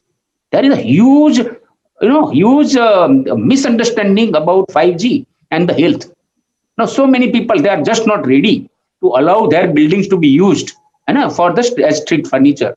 So even if we can manage to handle the local bodies, what about the citizens? And we require to put this kind of gadgets and this kind of small towers at every building, huge thing. So that I think we that one thing we need to work on that. And we already written to Secretary Power. I have written to certain local authorities also. I want to prepare a model city where how they will handle the existing structures for taking the 5G and the fixed line, and what about the new things which are coming up? What should be the protocol? And that protocol should be part of the state laws and state laws and the central laws wherever. Even in for example, we have in defense estates. So defense estate also will be required to be told that bhai aap kuch bhi develop karo to ye dhyan rakhiye telecommunication. It is essential service and it's a basic infrastructure. So this is what we are also thinking of. कि भाई इसका कोई भी plan मंजूर होता है तो कोई टेलीकम्युनिकेशन इंजीनियर उसको अप्रूव करे, वो तो थोड़ा देखो. तो ये सब और these are the ideas. We have not fixed anything, but I think ये देखने की जरूरत है. So power is another thing, and power का खाली permission नहीं लेना है. Power just not giving permission, but required amount of power, and giving permission online. You are not required to fill up so many forms. This is very much important because you will require many connections. You will require many connections. In many cases, you will require to be put generator set also. So for that also, maybe in many state electricity laws, permissions are to be required. So I think this ease of doing business with regard to ROW, IBS, street furniture is the need of the hour, and we are going to work on it. Last, I wanted to make in India. Again, I think. This PLI is excellent PLI, and this government has come out with 9 types of PLI for 9 sectors. I was Secretary Pharmaceutical. Even I came out with 3 PLI schemes. My 2 PLI schemes are 100% oversubscribed. The new one is now had gone to cabinet, the 30,000 crores. So same thing in telecommunication. But here what I have seen, I don't know in telecommunication. Please correct me. The R&D, we are not strong in R&D. In pharmaceutical, we are 3rd largest in volume, but we are 14th in value. In telecommunication, if we start making in India, even foreigners comes, will they come out with the technology, and will they make that technology and the inventions patented in India? That way, India's value addition will be done. Otherwise, what can happen? They come here, they manufacture, they take their profit back there, and then again value addition doesn't help. So let us hope that with this PLI technology also comes. That is very important. Dr. Vaghela, also give us a sense of the timelines. What kind of timelines should we expect for the rollout? Oh, that government will decide. When do trials stop? See, one thing, we have recommended to immediately allot spectrum, 5G spectrum for research and trial. So I think that I think government should be doing very soon. I know that there is something in the line, and I think that decision may be taken very fast. Dr. Vaghela, can you also give us a clarity on the government stand on Chinese equipment, especially Huawei's own trials that are going on? Yes, as TRAI authority, I don't think I can comment on what is government policy. But yeah, government has gone. I think they have already come out as in public domain that there will be a list. I think negative list of the equipment, if I'm not wrong. So let us wait. There is a committee. They have formed a committee.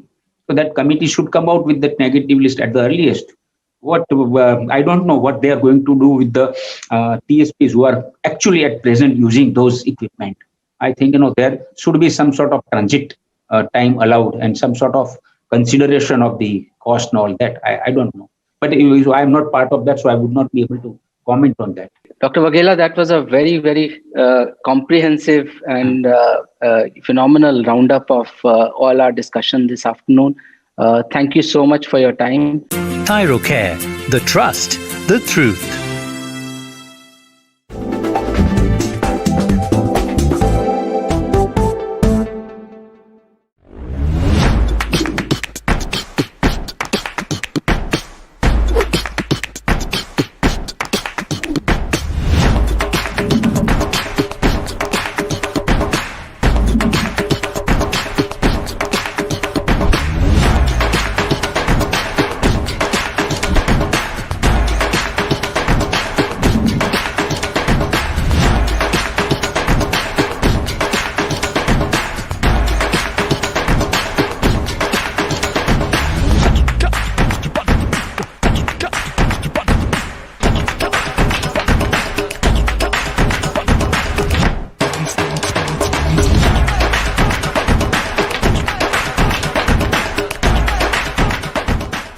SRM Institute of Science and Technology, Engineering, Medical and Health Sciences, Management, Dental, Science and Humanities, Law, Agriculture Sciences, Hotel Management. Admissions open.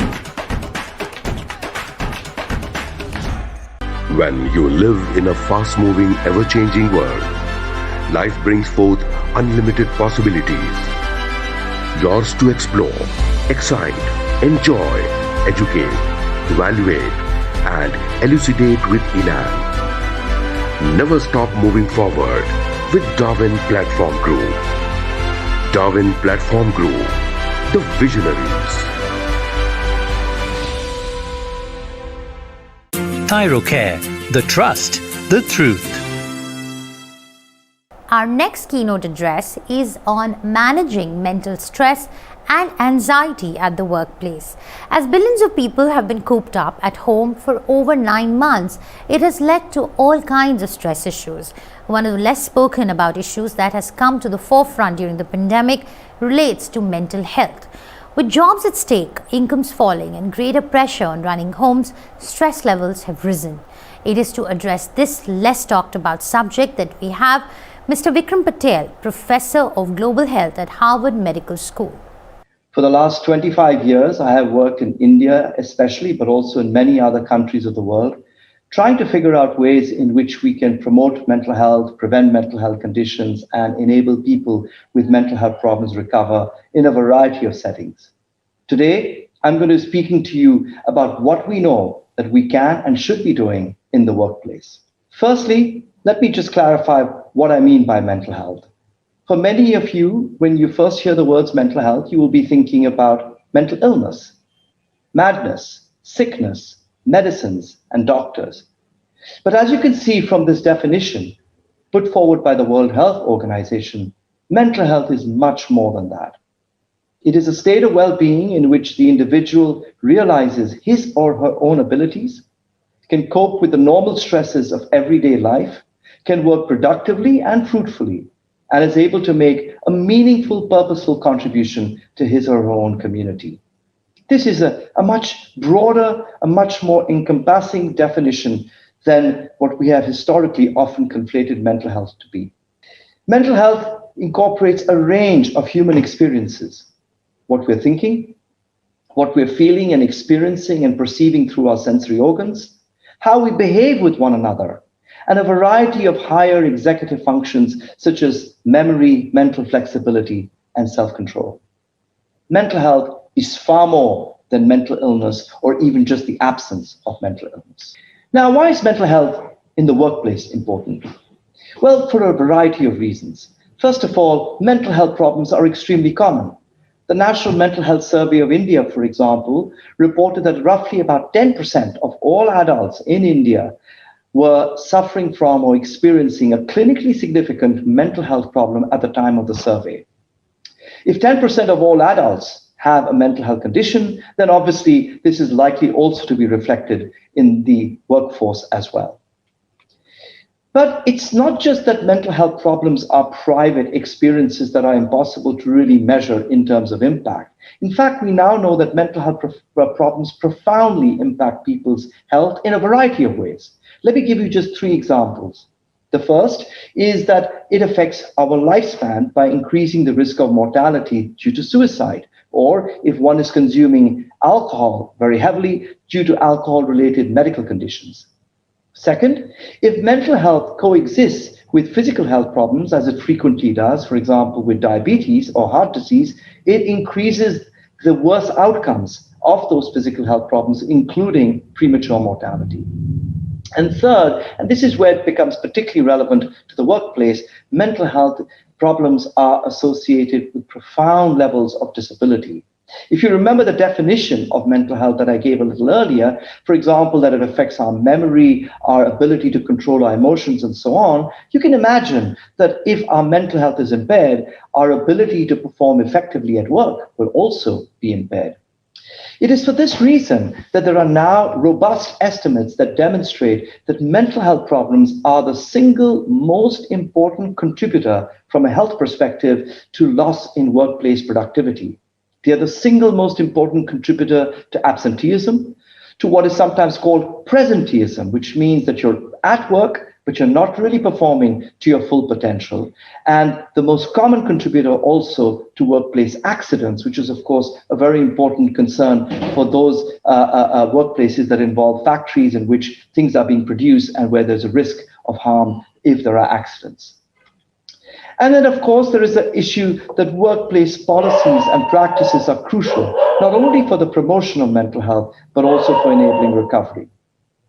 It is with this background that about a year ago, the Arogya World non-governmental organization, which is a US-based non-governmental organization but which works extensively in India, really promoting workplace policies.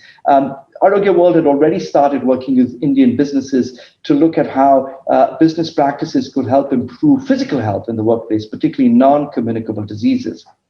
And about 6 to 8 months ago, they approached Librum, which is a mental health consulting firm that I co-founded with colleagues Neha Kripal and Shekhar Saxena, who's also a leading global mental health figure.